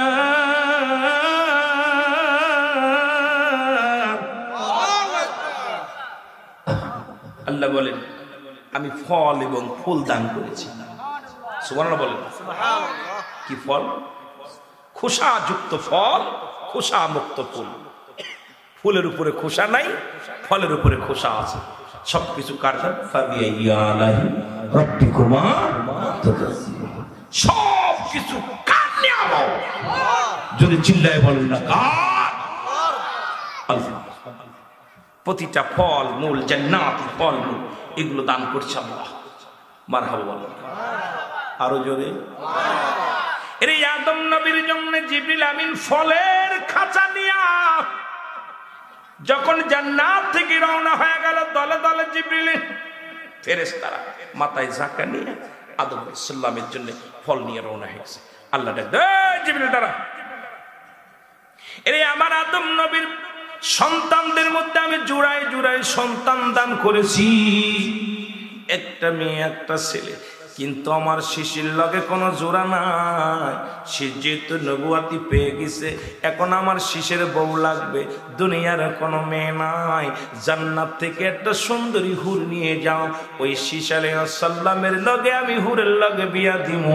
এই চিন্তা করেছি আমি আল্লাহ, তাড়াতাড়ি নিয়ে যাও। জোরে জোরে চিল্লা বলা যাবে না মারহাবা। জিবরিল ওইটা তো মানুষ, এটা তো দুনিয়ার জিন্দেগি থেকে যে জান্নাত পাবে তাদের জন্য রেখে দিয়েছেন হুর। আমি শীষের জন্য একটা বরাদ্দ করেছি, আর জান্নাতের মধ্যে সবচেয়ে দামি যে হুরটা, সবচেয়ে বালাসিয়ারা, একদম সবচেয়ে দেখতে শুনতে উঁচু লম্বা সব বিকার, এই সুন্দর হুরটা আমার শীষের জন্য নিয়ে যাও। জিবরিল আমিন ফল নিয়ে চলে আসলেন, পাখার মধ্যে লুকাই এক পাশে হুরকে নিয়ে চলে আসলেন। জিবরিল আমিন আইয়া আদম আলাইহিস সালামের সামনে ফল দিছে, লন খান। নেওয়া ফল জান্নাতি ফল, সুবহানাল্লাহ বলেন, আপনি খান। আদম আলাইহিস সালাম বলে জিবরিল যদি কিছু না মনে করো জিজ্ঞাসা পারি কিছু? বলে জি গান। ওই তোমার পাখার ওই আবডালি ওই মেয়েটাকে, ওরে তো আমি জীবনে দেখিনি, কি ওটা? হুজুর এটা আপনার বেটার বউ। সুবহানাল্লাহ বলেন, আপনার ছেলের বউ। কি তা বউ? কয় হ, আল্লাহ পাক পাঠাইছে জান্নাত থেকে হুর, এই হুরডার লগে শীষ আলাইহিস সালামের বিবাহ দিতে কইছে। জোরে বলেন না মারহাবা। আরো জোরে কইতেন নিবা। আদম কয় আমিও মনে মনে চিন্তা করতেছিলাম আমার বয়স শেষ, তুমি আজরাইল যখন নিতে আইছে তখন চিন্তা করতেছিলাম সবাই তো বিয়ে থা করলো, সংসার করলো, আমার শীষের জন্য তো কোনো বরাদ্দ নাই, আমি এইটা তো একটা ব্যবস্থা করে থুয়ে যেতে পারলাম না। আল্লাহ এইটার কি অবস্থা হবে? আমি যে মনে মনে আল্লাহর কাছে কইছি, আল্লাহ কবুল করছে, আমার শীষের জন্য জান্নাত থেকে নারী পাঠাই দিছে। জোরে বলেন না মারহাবা। আরো জোরে বলেন না মারহাবা। জিবরিল আমিন কয় হুজুর বিয়ের সমগম গুছান, আপনার শীষরে ডাক দেন। শীষকে ডাকছে, শীষ বাবা আয়ো। শীষ আইছে, কয় বাবা তোমার জন্য বউ পাইছি। কি তা? কয় আব্বা তোমার জন্য বউ পাইছি। শীষায়া দেখে রে আল্লাহ, যতগুলো বাইদের বউ ছিল তার থেকে বেশি সুন্দরী রে। বাহ কাম সারছে। এইটা কইছিল রে, কথা বুঝে এটা কইতে গাইলো আল্লাহ নবী আদম আলাইহিস সালাম। কয় বাবা শীষ, এটা তুমি আল্লাহর গোলামি করার প্রতিফল। আমার আল্লাহর গোলামি করেছো, আমার আল্লাহর দাসত্ব করেছো, আমার আল্লাহকে তুমি ভালোবেসেছো, আমার আল্লাহর দ্বীনের জন্য তুমি পাগল। আল্লাহর কাছে আমি চেয়েছিলাম, আল্লাহ পাক জান্নাত থেকে তোমার জন্য নারী পাঠাইছে। জোরে বলেন না সুবহানাল্লাহ। আরো জোরে, আরো জোরে। জান্নাতি পোশাকগুলো হাতের মধ্যে দিয়ে জিবরিল আমিন বলেন হুজুর জলদি করে বিবাহ পড়ায়া দেন, সেই ফলমূল দিয়ে মেহমানদারি করবেন। শীষ আলাইহিস সালামের বিয়ে হলো, যত মেহমান আসলেন সব মেহমানকে জান্নাতি ফল খাওয়ানো হলো। জোরে বলেন মারহাবা। বিয়ে হয়ে গেল, বিয়ে হয়ে গেল। আদম আলাইহিস সালাম কাল্লা এবার আমার দায়িত্ব মনে হয় শেষ, বুড়াও হয়ে গেছি, পিঠ টান ধরেছে, পিঠের হাড্ডি বেঁকা হয়ে গেছে, আর কতদিন আমারে রাখবা? আমার ওই জান্নাতের মিশনিশা চেতেছে ভিতরে, আমারে তুমি ওই জায়গা নিয়ে যাও যেখানে আমারে তৈরি করে রেখেছিলে, ওই জায়গার বড় স্বপ্ন দেখি রে আমার আল্লাহ, আমারে তুমি তাড়াতাড়ি নিয়ে যাও। আমার আল্লাহ আজরাইল তাড়াতাড়ি যাও আমার আদমের কাছে, জোরে জোরে বলেন মারহাবা। কবরবাসীর ওয়াজ করতেছিলাম তো এই জন্যই কইতেছি। আজরাইল সালাম চলে আসছে, আদম আলাইহিস সালাম, হুজুর আসসালামু আলাইকুম। আজরাইল আইসো? কয় হ্যাঁ, আপনার নেওয়ার জন্য আইছি। কয় হুজুর, আজরাইল আদম কয় আজরাইল তুমি একটু দেরি করো, আমার আপনজনদের একটু সরাই দিয়ে নি, ওরা যদি আমাকে দেখে অবস্থায় নিতে জানটা ওরা কষ্ট পাবে, কান্নাকাটি করবে, আমি একটু তোমার সাথে স্পেশাল কথা বলতে চাই। আদম আলাইহিস সালাম বিবিদেরকে বললেন, ছেলেদেরকে বললেন, তোমরা একটু সাইডে যাও, একজন মেহমান আসছে, আমি একটু কথা বলবো। সাইডে চলে গেলেন। আজরাইল সাল্লাম বলেন, হুজুর এইবার আপনার রুহটা কবজ। আজরাইল সাল্লাম নিয়ে গেলেন জানটা, অনেক বিস্তারিত আলোচনা। এবার জানটা কবজ হয়ে গেলেন, ছেলেরা এসে দেখে বাবা আর নাই, দুনিয়া থেকে বিদায়। এখন বাবা ইন্তেকাল করছে, এখন কি করবে? বাবা তো আর নাই, কথা বলে না, মারা গেছে। আদমের ছেলেদের মধ্যে কেউ তখন ইন্তেকাল করে নাই, যদিও মরেছিলেন হাবিল কাবিল, কিন্তু এটা তো ওনার বংশের মধ্যে কেউ দেখে নাই। কিভাবে কবর দিছে, কিভাবে গোসল করাতে হবে, কিভাবে দাপন করাতে হবে, এগুলো কিচ্ছু জানে না কেউ। সবাই আশ্চর্য হয়ে গেছে, কি করবে? একটা দিন পার হয়ে যায়, সন্তানেরা অপেক্ষা আছে, আব্বা তো মারা গেছে, এখন মারা গেলে রে কেমনে দাপন করব, কেমনে কবর খুঁড়বো, কেমনে কি করবো, আমরা কিচ্ছু বুঝি না। আল্লাহ কয়, জিবরিল তাড়াতাড়ি যাও, জান্নাত থেকে জান্নাতি পোশাক নিয়ে এসো, যে পোশাকটা আমি আদমের খুলে রাখছিলাম। সুবহানাল্লাহ বলেন না? হায় হায়, আদমের যে পোশাকটা আমি কেড়ে নিয়েছিলাম, যাও জান্নাতে দৌড়ে যাও। জান্নাত থেকে দৌড়ে আসলেন, আতর, গোলাপ, সেন্ট সবগুলো নিয়ে আসো, জমজম কুয়ার পানি নিয়ে আসো, আমার আদমকে ওই জান্নাতি পানি দিয়ে গোসল করাবা, আতর লাগাই দিবা, সেন্ট লাগাই দিবা, আমার আদম রে এই সাদা কাপড় টুকরা আদমের গায়ের মধ্যে দিবা, এগুলো শিখাইয়া দাও। আর জানাজার নামাজ পড়বে আমার শীষ আলাইহিস সালাম, আদমের সন্তান জানাজা পড়বে, আদম হবে লাশ, আদমের ছেলে হবে ইমাম, তোমরা হবে সবাই মুসল্লি, জানাজা পড়বে, আমি আল্লাহ দেখবো। জোরে বলেন সুবহানাল্লাহ। কথা বুঝেন? একটা ছেলে আলেম হলে পড়বে কোরআন, মরণ কালে তোমার থেকে ভেঙে যাবে ইবলিস ও শয়তান, নামাজ শিখাও। কি কথা? ও মুসলমান, ঠিক কিনা? একটা ছেলে যদি কোরআন হাদিস শিখতে পারে, ইলম অর্জন করতে পারে, আর সন্তান যদি দোয়া করে, বিফলে যাবে না। বানাইছো তো দাঁড়ায়া প্রসাব করে, বয়া পড়তে পারে না, ও কেমনে দোয়া করবো? জোরে বলেন ঠিক কি না? আমার ভাইরা, আমার বন্ধুরা, আমার জিবরিল আমিন এসে শীষ আলাইহিস সালামকে কাপড় হাতের মধ্যে দিলেন, বলেইলেন জান্নাতি পোশাক কেমনে কেমনে দাপন করাইবো আমি শিখাই দিলাম। ফেরেশতারা কাফন দাপনে শরীক হলেন, শীষ আদম আলাইহিস সালামের সন্তানদের শিখাইলেন, কবর খোঁড়া শিখাইলেন, কেমনে কবর খুঁড়তে হবে। ফেরেশতারা কবর খুঁড়লেন, কবর খোঁড়া হয়ে গেল। ও মুসলমান শুনে না, ওদের কান্ডা লাগে শোনো। এবার শীষকে বললেন, তুমি জানাজা পড়ো, এই দোয়া পড়বা, সানা পড়বা, দুরূদ শরীফ পড়বা, দোয়া পড়বা, সবকিছু নিয়ত করবা, সব শিখাই দিলেন শীষ আলাইহিস সালামকে। জিবরিল আমিন আদম আলাইহিস সালামের সন্তান, সব শিখলেন। আদম আলাইহিস সালামের ছেলে শীষ আলাইহিস সালাম জানাজা পড়লেন, হাজার হাজার ফেরেশতারা জানাজায় শরীক হলেন, এমনকি আদমের সন্তান আহলে বায়ত সন্তানেরা জানাজায় শরীক হলেন। এরপরে হযরত আদম আলাইহিস সালামকে দাফন কেমনে করবে, ফেরেশতারা বললেন আমার সাথে সহযোগিতা করেন, আমরা শিখাই দিই। ছেলেদেরকে শিখাইলেন, কবর খোঁড়া হলো, কবরের ভিতর রাখলেন, রাখার পর এর উপরে কেমনে বড় বড় পাথর দিলেন, পাথর দেওয়ার পর ছোট ছোট পাথরগুলো দিয়ে দিলেন এবং বুঝিয়ে দিলেন যে এস থেকে শুরু হয়ে গেল কিয়ামত পর্যন্ত যত আদম জাতির মধ্যে মৃত্যুবরণ করবে সবাইকে একই নিয়মে কাফন দাফন জানাজা পড়া লাগবে। জোরে বলেন মারহাবা। আরো জোরে বলেন কথা বলেন। ওই যে শুরু হয়েছে আজকে আপনাদের এই কালীপুরের জমিনে, ওই যে মৃত্যুর পর থেকেই যে মরবে তাকেই ওই রকম কাফন দাফন করে রেখে দিবে। জোরে বলেন ঠিক কিনা? মুসলমান গভীর মনোযোগ। ওই এক নাম্বার হলো মরণ। পৃথিবীর মধ্যে কত রাজা, কত বাদশা, ফিরাউন, নমরুদ যারা দুনিয়ার মধ্যে আগমন করলো, সবাই দুনিয়া থেকে চলে গেছে।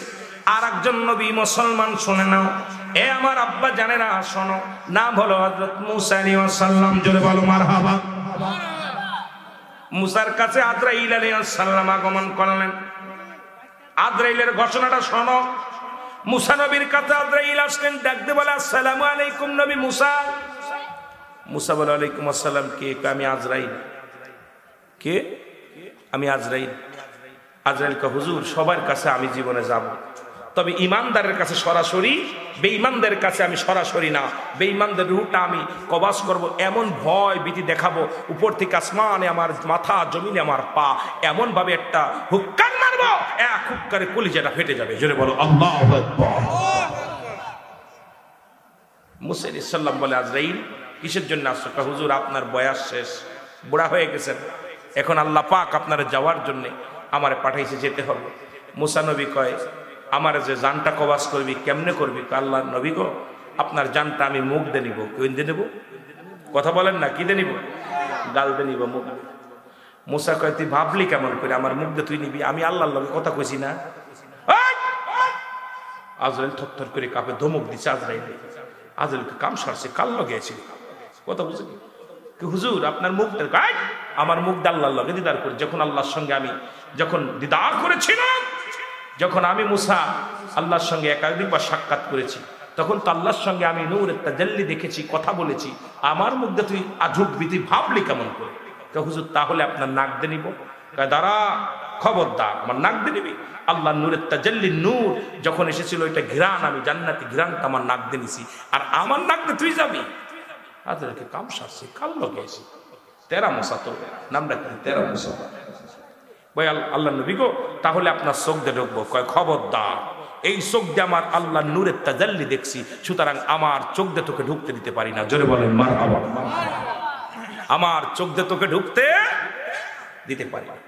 আজরাইল সাল্লাম রাগ করে বলে ফেলেছে মুসা, আমি তোমার রূহটা নিব, আল্লাহর হুকুমে আসছি, তুমি আল্লাহর গুলাম, আমিও আল্লাহর গুলাম, আমার আল্লাহর হুকুম হয়েছে, তোমার কোন জায়গাতে ঢুকবো, গাল দিয়ে ঢুকবো না হাত দিয়ে ঢুকবো, মাথা দিয়ে, এত কিছু সময় নাই, তোমার জানটা নিতে হবে, এইটাই সব কথার এক কথা হলো, তোমার রূহটা আমার নিতে হবে। মুসা আলাইহিস সালাম ক্ষিপ্ত হয়ে এত জোরে একটা থাপ্পড় মারছে আজরাইলের, এক থাপ্পড়ে আজরাইলের চোখ দুটো কানা হয়ে গেছে। আল্লাহু আকবার। চোখ দুটো ভিতর থেকে বের হয়ে গেছে একবারে। আজরাইল চোখ দুটো ধরে কাঁদতেছে। আল্লাহ কয় এ আজরাইল, সর্বনাশ সর্বনাশ, কাল্লাই কার কাছে পাঠিয়েছে জানি তো, আমার তো ফাটিয়ে ফেলেছে একবার, চোখ টোক ফাটিয়ে ফেলেছে, কথা বলছে, চোখ দুইটা কানা। আল্লাহ কয় তাড়াতাড়ি আয়, জানটার নেওয়ার দরকার নেই, আমি দেখতেছি, আমার নবীর সঙ্গে আমি বোঝাপড়া করে তুই চলে গেছে। দুই চোখ কানা মানুষ না আল্লাহর দরবারে যে বসে দাঁড়াই আছে। আল্লাহকে কি রে ইসরাইল, কি হয়েছে? আল্লাহ এই লোকটার জানটা আমি কবাজ করতে গেছি, অনুমতি চাইলাম, অনুমতি দেয় নাই, এরপরে এমন জোরে এক থাপ্পড় মারছে, এক থাপ্পড়ে আমার চোখ দুটো কানা হয়ে গেছে। জোরে বলেন না মারহাবা। আরো জোরে, আরো জোরে। আল্লাহ বলেন আজরাইল, পৃথিবীর মধ্যে যত নবী আমি পাঠাইলাম, সমস্ত নবীদের মধ্যে একটু রাগী বেশি আমার মুসা, একটু মেজাজ গরম। এই জন্য আজরাইল আমার মুসা সহ্য করতে পারে নাই, একটা থাপ্পড় মেরেছে, তোমার চোখ দুটো কানা হয়ে গেছে। আমি আমার বন্ধুর খাতিরে তোমার চোখ দুটো কুদরতি হাত দিয়ে ভালো করে দিলাম। জোরে বলে মারহাবা। আল্লাহ তাআলা চোখ দুটো জিবরাইল আজরাইল আলাইহিস সালামে ভালো করে দিয়েছে। মারহাবা বলেন না। এখন বলে আল্লাহ তাড়াতাড়ি আমার সুযোগ দেন, আমি যাবো, জান কবাজ করতে যাব। মারহাবা বলেন না। এখনই যাব। আল্লাহ কয় তোমার যা লাগবে না, ওটার দায়িত্ব আমি নেব, ওটা এখন কেমনে কি নিব, কমনে কি করবো আমি দেখবো, তোমার আর দেখা লাগবে না, বসা দাঁড়াও, কথা বলছেন। আজরাইল আল্লাহ আমার চোখ দুটো কানা দিচ্ছে, আপনি সুযোগ দেন না, আমি ওর জানটা নিয়ে আসি। আল্লাহ কয় যা লাগতো না, আমার মুসা খুব তেরা মানুষ, আমার নবী মুসা এত গুলামি করে, এত গুলামদের সাহস বেশি। ইমানদারের যে কি শক্তি রে ভাই, এটা বুঝবি যেদিন মরতে যাবি, সেদিন বুঝবি, আগে বুঝবি না। ইমানদারের অনেক পাওয়ার আল্লাহ রেখে দিয়েছে ইমানদারদের জন্য, একটা নয়, দুটি নয়, 8টা জান্নাত। আল্লাহ বলে উইদ্দাতিল মুমিনিন, মুমিন মুত্তাকিনদের জন্য একটা নয়, দুটি নয়, 8টা জান্নাত প্রস্তুতি করে রাখছে আমার আল্লাহ। জোরে জোরে বলা যাবে না মারহাবা। ইমানদারের পাওয়ার, ইমানদারের শক্তি অনেক ঊর্ধ্বে। আমার ভাইরা, আমার বন্ধুরা, আমার আল্লাহ ডাকতে বলে নবী মুসা। কয়েকদিন পরে আমার আল্লাহ ডাক দিছে মুসারে। মুসা নবী আল্লাহ কি কিছু বলতেছেন আমারে, বলে মুসা রে, একটা বকরির গায়ে একটা মেশির গায়ে যত পরিমাণ পশম থাকে, এত হাজার বছর তোমার আমি হায়াত দিলাম, যতদিন ইচ্ছা তুমি ততদিন থাকো, এই পরিমাণ হায়াত তোমার দুনিয়ার জিন্দেগিতে দিয়ে দিলাম। মুসা নবী বলে আল্লাহ এরপরে কি হবে? তারপরে কি হবে? আল্লাহ কয় তারপরে তোমার মৃত্যুবরণ করা লাগবে। মুসা আল্লাহ তাআলা আমার হায়াতের দরকার নাই, যদি তারপরেও মরা লাগে ওই 500 বছর 1200 বছর 500 বছর পরেও যদি মরা লাগে তাহলে আমার হায়াত চাই না। এত কষ্ট করে রান্না বাড়া করে খাওয়া লাগবে, এত কষ্ট করে ইবাদত করা লাগবে, এত কষ্ট করে ওযু করা লাগবে, এত কষ্ট করে তোমার গোলামি করা লাগবে, ওর চাইতে তুমি আমারে নিয়ে যাও। তবে যাবার আগে একটা দাবি তোমার কাছে গো আমার আল্লাহ, এই বুড়া বয়সে আর একবার তোমার দিদারটা আমারে দিয়া দাও।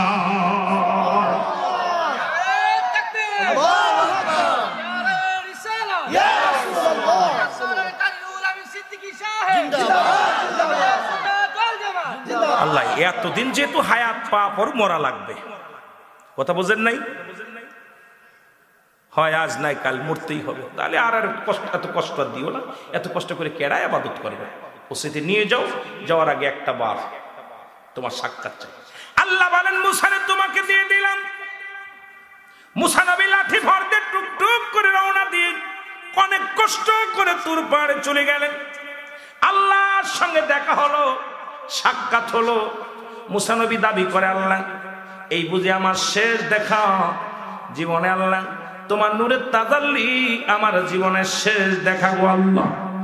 পর্দার মধ্যে চিরদিন থাকলা, কত গল্প করলাম, কত আলাপ করলাম, আজ পর্যন্ত সরাসরি দেখতে পারি নাই, তবে নূরের তাজাল্লি গুলো দেখছি রে আমার আল্লাহ।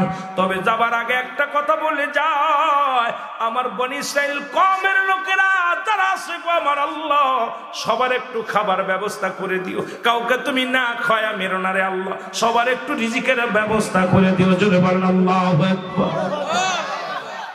মুসা আলাইহিস সালাম তার কওমের জন্য দোয়া করলেন, আল্লাহ আমার কওমের একটু খাওয়ার ব্যবস্থা করে দিও, যেন না খেয়ে না মরে, আমি মরে গেলে চলে গেলে ওরা কষ্ট পাবে, ওদের খাবারটা একটু পৌঁছে দিও। আল্লাহ বললেন মুসা তুমি যাও, দেখতেছ। মুসা নবী যাইতেছে, আল্লাহ কয় মুসা দাঁড়াও। মুসা দাঁড়াইছে, তোমার হাতে কি? কয় লাঠি।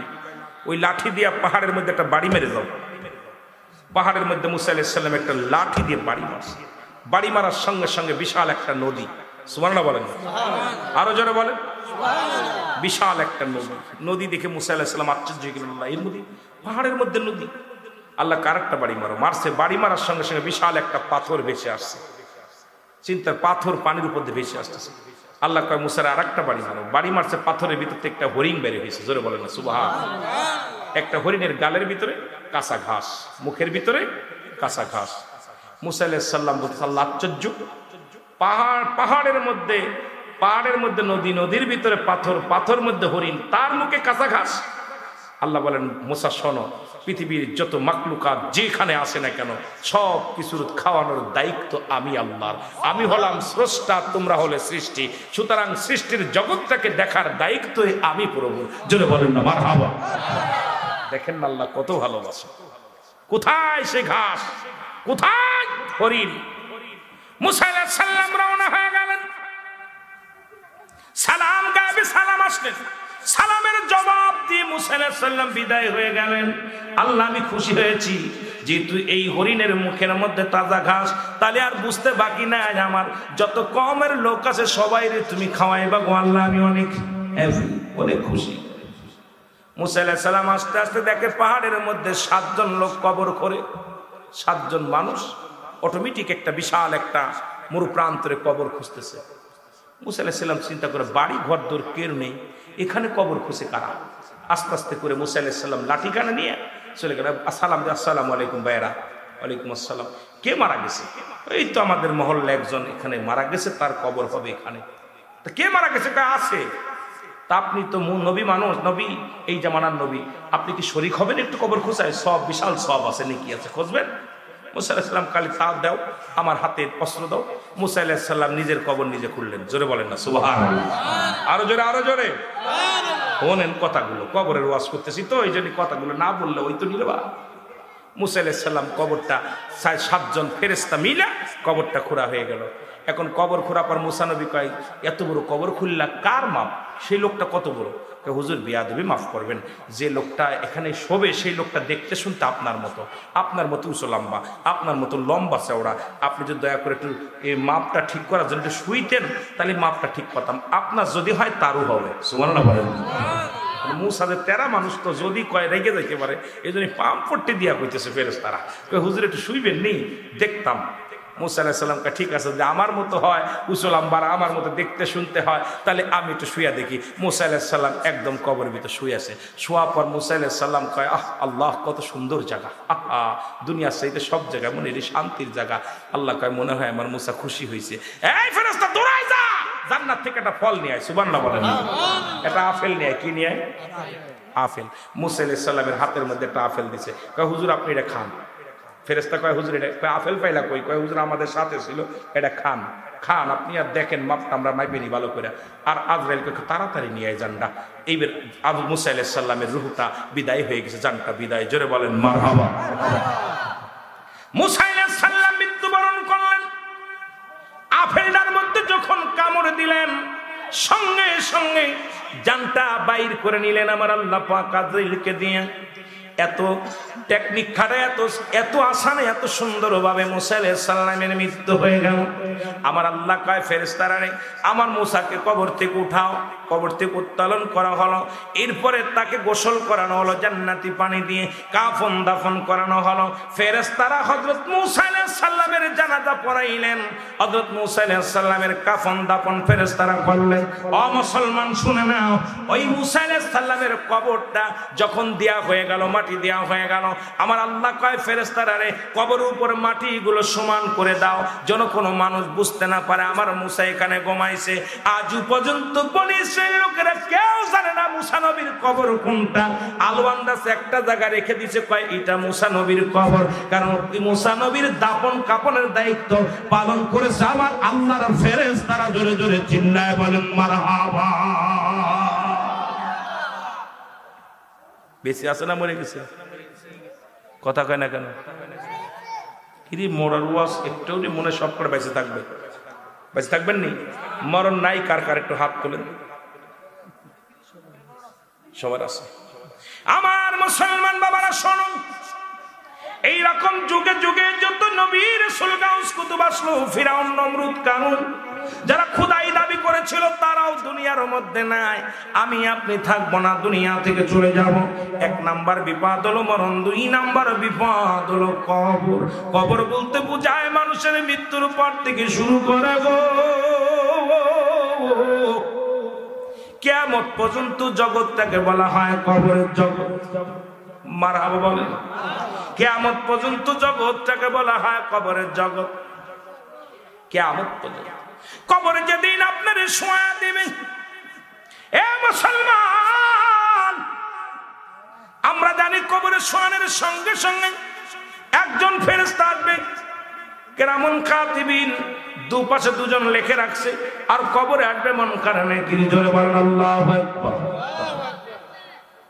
এই কবরে শোয়ানোর আগে মুসলমান শুনে নাও, মুনকার নাকির ফেরেশতা আসার আগে একজন ফেরেশতা আসবে, তার নাম হলো নুমান ফেরেশতা। নাম কি? আর একটু জোরে জোরে চিল্লায় বলেন ফেরেশতার নাম কি? নুমান ফেরেশতা। উনি এসে ডাক দিয়ে উঠাইবে, বান্দা ওঠো। এরে বান্দা যখন উঠবে, উঠানোর পর ডাক দিয়ে বলবে বান্দা। এই নুমান ফেরেশতার হাতে দুখানা কাগজ থাকবে, দুইটা কাগজ থাকবে। একটা হলো নেকির কাগজ, একটা হলো বহদির কাগজ। আল্লাহু ডাকতে বলবে বান্দা ওঠো। উঠানো হয়ে যাবে। উঠায় বলবে বান্দা এই নাও তোমার কাগজটা, নাও লেখো। 80 বছরের জিন্দেগি পাইলাম, 50 বছরের জিন্দেগি পাইলাম, 80 বছর, 90 বছর, 60 বছর, 40 বছরের জিন্দেগি বান্দা পাইলাম। দুনিয়ার মধ্যে যত আমল করেছ এগুলো লেখো। বান্দা চিৎকার মেরে বলবে ও ফেরেশতা আমি লিখবো, আমি কলম পাবো কো?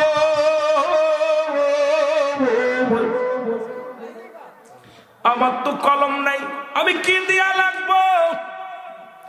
ওই নুমান ফেরেশতা ডাকতে বলবে বান্দারে তোমার ডানাতের 7 আঙ্গুল মুবারক তোমার কলম। বাদানটা আমার দেশে এখন অনেক আলেম উলামা এই আঙ্গুল দিয়া সুন খায় রে মুসলমান।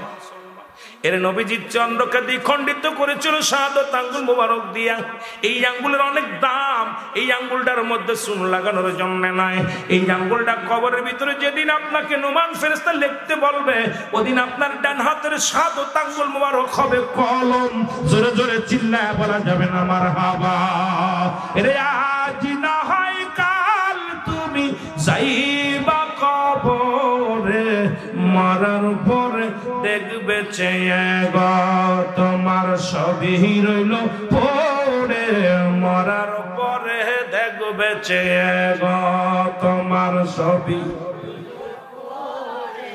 মরার পরে দেখবে চেয়ে গো তোমার সবই রইল। দাদাই গেছে বাবাই গেছে কেউ আইল না ফিরে, তোমার রত যাইতে হবে গো ভাইজান অন্ধকার কবরে, তোমার রত যাইতে হবে গো। আল্লাহুম্মা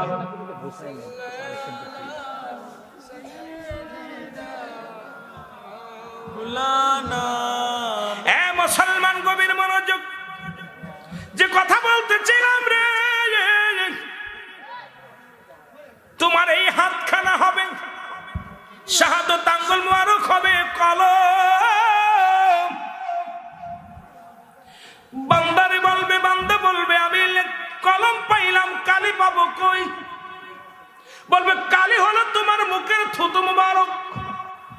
ও বান্দা, তোদের হাতে ধরে বলে যায়, পায়ে ধরে বলে যায়, এই মুখ দিয়ে হারাম কিছু খাস না, এই মুখ দিয়ে কাউকে গালি দিস না, মুখ দিয়ে কাউ কষ্ট দিস না, বিড়ি সিগারেট টানিস না রে বাবা, এই মুখটারে পবিত্র রাখ, এই মুখের থুতু মোবারক হবে কালি। বান্দা বলবে আমি কলম পাইলাম, কালি পাইলাম, খাতা পাবো কই, কাগজ পাবো কই? 3 টুকরা কাপড়ের কাপড় দেয়া হবে, 1 টুকরা কাপড়ের কাপড় টান দিয়ে খুলে নিবে রে বান্দা। এইবার বল বান্দা লেখো, মিনিটের ভিতরে লেখা হয়ে যাবে, আবার ওই টান দিয়ে হাত থেকে খুলে নিবে, নিয়ে কাগজ খানা দিবে, ডাকতে বলে বান্দার এই নাও লেখো। এবার দেখবে 80 বছরের জিন্দেগি কোথায় কত গুনাহ করেছো, কোথায় তুমি জিনা ব্যভিচার অন্যায় করেছো, কোথায় তুমি মদের প্যান্ডেলে বসেছিলা, কোথায় তুমি মানুষকে ঠগাইছো, কোথায় পরের জমি ফাঁকি দিছো, কোথায় তুমি মিথ্যা বলেছো, কোথায় কোন সেমিলয়া গল্প করেছো, কোথায় জিনা ব্যভিচার অন্যায়ের মধ্যে লিপ্ত হয়েছিল। বান্দা চোখের পানি ছেড়ে কাঁদবে আর বলবে ফেরেশতারা রে আমি অন্যায় করি না রে, এই অন্যায় আমি করি নাই। আরে নোমান ফেরেশতা ডাকতে বল বান্দা তোমার 80 বছরের জিন্দেগির সামনে প্রস্তুতি দেখো, তাকায়া দেখো ওই 80 বছরের জিন্দেগিটা কত মিনিট, কত তারিখে, কত বছর, কোন বছর, কোন সালে, কয় সেকেন্ডে কত অন্যায় করেছে, সবগুলো সামনে হাজির হয়ে যাবে। চিৎকার মেরে কানবে বান্দা আল্লাহ বাঁচাও রে বাঁচাও। এর নুমান ফেরেশতা এমন আঘাত করবে, ডান দিকের মাটিগুলো বাম দিকের ভিতরে চাপ মারিয়ে দিবে রে।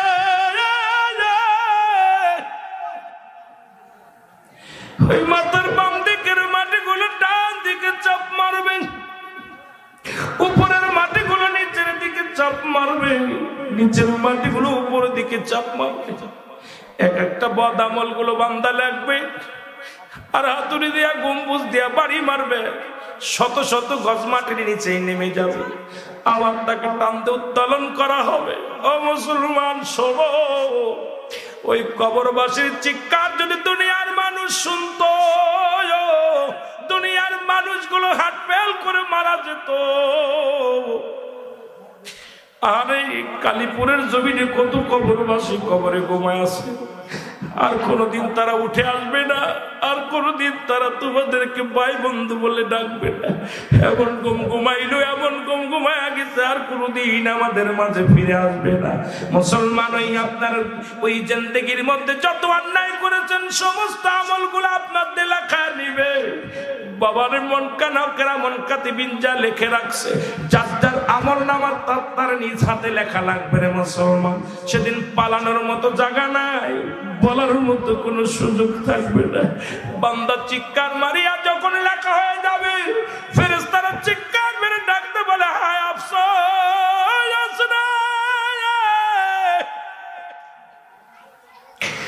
80 বছরের জিন্দেগি পাইয়া গুনাহ মাফ করাইতে পারো না, 50 বছরের জিন্দেগি পাইয়া কত অন্যায় করেছো বান্দা। আমি চলে গেলাম, বড় কষ্ট পায়। নুমান ফেরেশতা কবর থেকে বিদায় হয়ে যাবে, গুড বাই, বিদায়। বান্দারে তোর জন্য প্রস্তুতি করা আছে,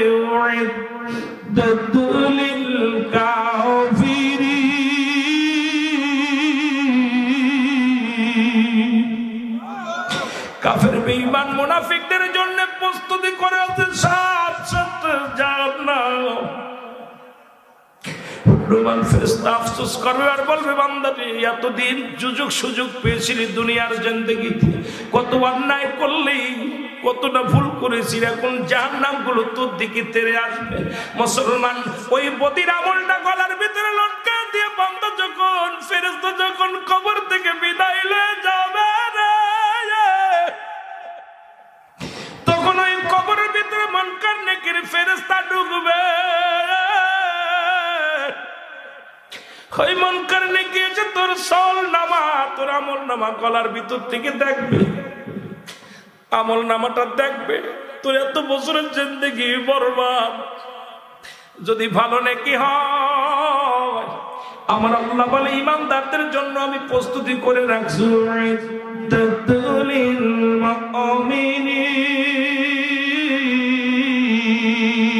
আল্লাহ কয় মুমিনদের জন্য, মুত্তাকিনদের জন্য প্রস্তুতি করা আছে 8টা জান্নাত, বেঈমান মুনাফিকদের জন্য প্রস্তুতি করা আছে 7টা জাহান্নাম। এরে বান্দা ডাকতে বলবে, আফসোস, এত বছরের জিন্দেগি তোর গুনাহে ভরপুর। হায় রে বান্দা, কিয়ামত পর্যন্ত থাকবি কবরের জগতে জাহান্নামের অগ্নিকাণ্ড জ্বলবে। জাহান্নাম থেকে আগুনের শিলাগুলো আসবে, সাপ আসবে, জাহান্নাম থেকে বড় বড় ভয়ানক পশুগুলো আসবে। ওই ভয়ানক অবস্থা আগুনগুলো তেড়ে আসবে, সাপগুলো তেড়ে আসবে, বিচ্ছুগুলো তেড়ে আসবে। জাহান্নামের গেটের মধ্যে একটা গাছ থাকবে, দরজার মধ্যে জাক্কুম নামে কাঁটাযুক্ত গাছ। এই গাছটা তোরে গিরাস করবে, আবার ছেড়ে দিবে, আবার গিরাস করবে, আবার ছেড়ে দিবে। ওই জাহান্নামের মধ্যে 70,000 রশি লাগানো আছে, এক একটা রশির মধ্যে 70,000 ফেরেশতারা ধরে টানবে। মুসলমান শুনে নাও, ওই জাহান্নামটা ভয়াবহ অবস্থা। কিয়ামত পর্যন্ত ওই জাহান্নাম হবে একমাত্র ঠিকানা রে। বান্দারে দুনিয়ার জিন্দেগি কদিনের জন্য করেছো, সবই তো আমার আল্লাহ শেষ করে দিবে। আল্লাহ বলে, কুল্লু মান আলাইহা ফান, সব কিছু শেষ করে দিবে আমার আল্লাহ। এই জমিনটাও শেষ করে দিবে আমার আল্লাহ, এই জমিনের সব কিছু চূর্ণ বিচ্ছিন্ন করে দিবে আমার আল্লাহ। কেন তুমি দুনিয়ার প্রেমে পড়িয়া ঘুষ খাও? কেন তুমি দুনিয়ার প্রেমে পড়িয়া সুদ খাও? প্রেমে পড়ে অন্যায় করো? সব কিছু ছেড়ে দাও, ছেড়ে দাও। কিচ্ছু তোমার নয়, কিচ্ছু তোমার নয়। ধন সম্পদ, বাড়ি গাড়ি, নারী, সব কিছু হয়ে যাবে পর, তুমি তোমার নিজেরই না। সব কিছু যেদিন শেষ হয়ে যাবে সেদিন থাকবে শুধু আমার আল্লাহ। আল্লাহ বলে, বান্দারে সেদিন থাকবো আমি নবীর ভালোবাসা নিয়ে। আমরা দুনিয়ার মধ্যে যতদিন বেঁচে আছি আল্লাহর গোলামি, রাসূলের প্রেম নিয়ে থাকতে চাই। জোরে বলেন ঠিক কিনা? যার যার আমল নামা তার লেখা লাগবে। ভয়ঙ্কর অবস্থান দাঁড়াবে সেদিন, পালানোর মতো পথ কেউ খুঁজে পাবে না। আমল নামাগুলো লেখা হয়ে যাবে, জান্নাত জাহান্নামের ফয়সালা হয়ে যাবে। ওদিন ভয়ঙ্কর অবস্থা। 2 নাম্বার চলে গেল। 3 নাম্বার অনেক ইতিহাসের ভিতরে রয়েছে, তো বলতে যেতে পারবো না। 3 নাম্বার হলো কিয়ামতের ময়দান। ওদিন আরো কঠিন। যারা কবরে শুয়ে আছে এদের ভয়াবহ অবস্থা। এই কবরে আযাব হয়। বিশ্বাস না করলে সকালবেলা আপনাদের কবরে, বাবার মায়ের কবরের পাশে একটা গরু বাঁধবেন। গরু বেঁধে আপনি ভালো খাবার দিবেন, খাবার দিয়ে একটু আড়ালে দাঁড়াই থাকবেন, দেখবেন গরুটা চোখ দিয়ে দর দর করে পানি ছেড়ে দিছে, দড়ি ছিঁড়াছিঁড়ি করবে, রশি ছিঁড়াছিঁড়ি করবে, লাফালাফি করবে দূর থেকে। কারণ একমাত্র মানুষ এবং দানব, জিন, মানব এবং দানব, এই দুইটা জাতিকে আল্লাহ পাক কবরে আযাব টের পাতে দেন নাই। সব প্রাণী টের পায়, এই জন্যই পশু পাখি কবরে টের পায় কবরে আযাব। আপনার আমার এই কবরে আযাব হচ্ছে, আপনার বাবার কবরে আযাব হচ্ছে, আপনার মার কবরে আযাব হচ্ছে, এটা অনুভব করতে পারে পশু পাখিতে, আপনি পারবেন না। এই জন্য আমার ভাইয়েরা আপনাদেরকে অনুরোধ করব, যারা শুয়ে আছে তাদের জন্য কিছু দেওয়ার দরকার আছে কিনা, যদি বলেন আছে কিনা। আমার ভাইয়েরা, এটা গেল 2 নম্বর বিপদ। 3 নম্বর বিপদ হলো কিয়ামতের ময়দান। মরণটা প্রথম, দ্বিতীয়টা কবর, তৃতীয়টা কিয়ামতের ময়দান। যেদিন পিতা পুত্রকে চিনবে না, ভাই ভাইকে চিনবে না, বন্ধু বন্ধুকে চিনবে না। হাসরের ময়দান, মুঠো হাত উপরে সূর্যোদয় হবে, মাটিগুলো পুড়িয়ে তামা হয়ে যাবে, মাটির জমিনের মধ্যে, তামার জমিনের মধ্যে মানুষ দৌড়াইবে, মস্তিষ্কগুলো গড়িয়ে গড়িয়ে জমিনের মধ্যে পড়বে, মানুষ সাঁতার কাটবে ঘামের মধ্যে।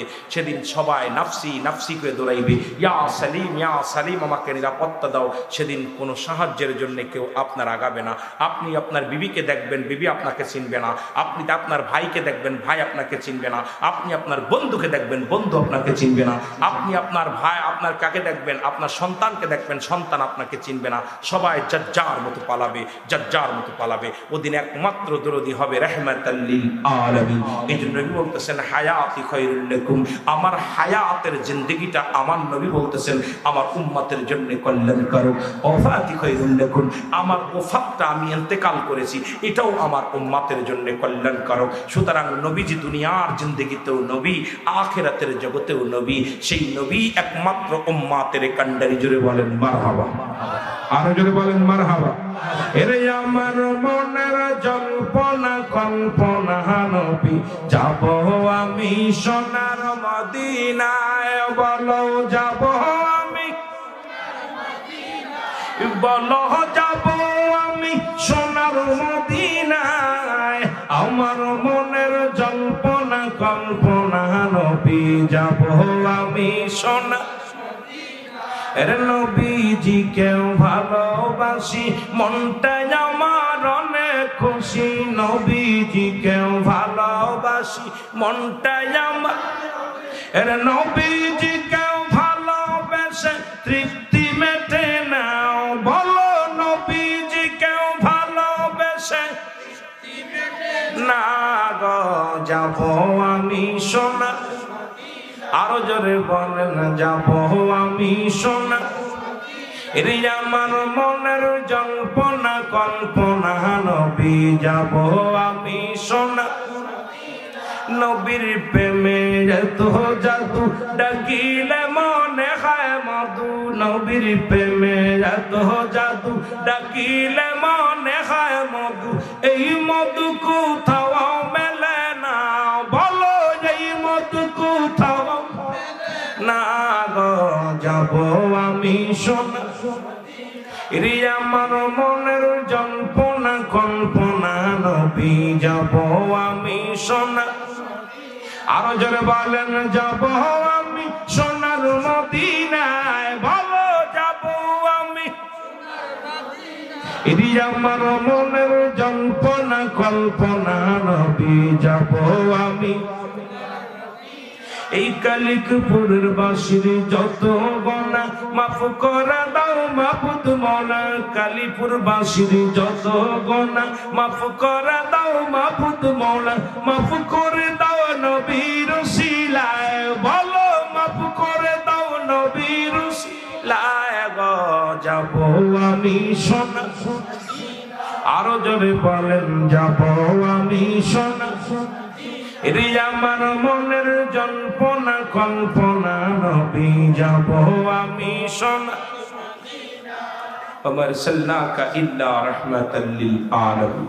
নবী গো আপনি तमाम পৃথিবীর রহমত, কুল কায়নাতের রহমত, আপনার রহমতের মধ্যে থাকতে চাই। জোরে বলুন আমিন, আরো জোরে বলেন আমিন। ওই কিয়ামতের ময়দান হলো ভয়াবহ। ওদিন নেকি পাল্লা, নেকির পাল্লায় ওজন হবে সমস্ত নেক আমলগুলো, বদ আমলগুলো নেকির পাল্লায় ওজন দিয়ে ফয়সালা হবে কে জাহান্নামী কে জান্নাতি। সুতরাং আপনাদের কাছে আমার একটা দাবি থাকবে, সেই জান্নাত করাই করতে হলে আল্লাহ দিনের পথে চলা লাগবে কি লাগবে না? জোরে বলেন লাগবে কি লাগবে না? সালাত লাগবে, দান ধ্যান লাগবে, সদকা লাগবে, হজ লাগবে, ইত্যাদি ইত্যাদি কুরবানি লাগবে, যেগুলো ইসলামের বিধান আছে সবগুলোই লাগবে। জোরে বলেন ঠিক কিনা? সেই নবীকে, নবীর মহব্বত লাগবে, সেই নবীকে আমরা একটু সালাম জানাই। ইয়া নবী সালাম,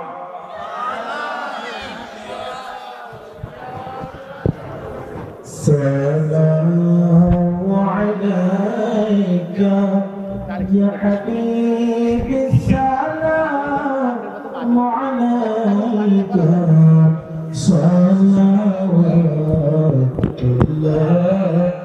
আলাইকা। ইসলাম কি মদিনা,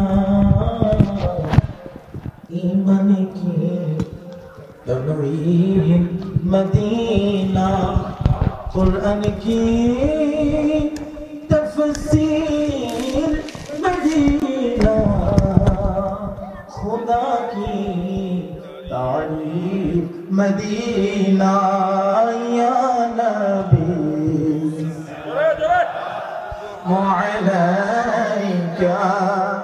या रसूल, सलामु अलैका या हबीब, सलामु अलैका, सलावतुल्लाह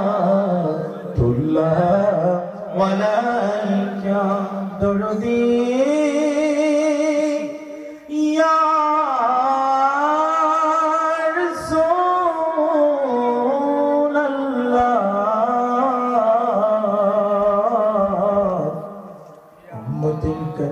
या हबीब अल्लाह।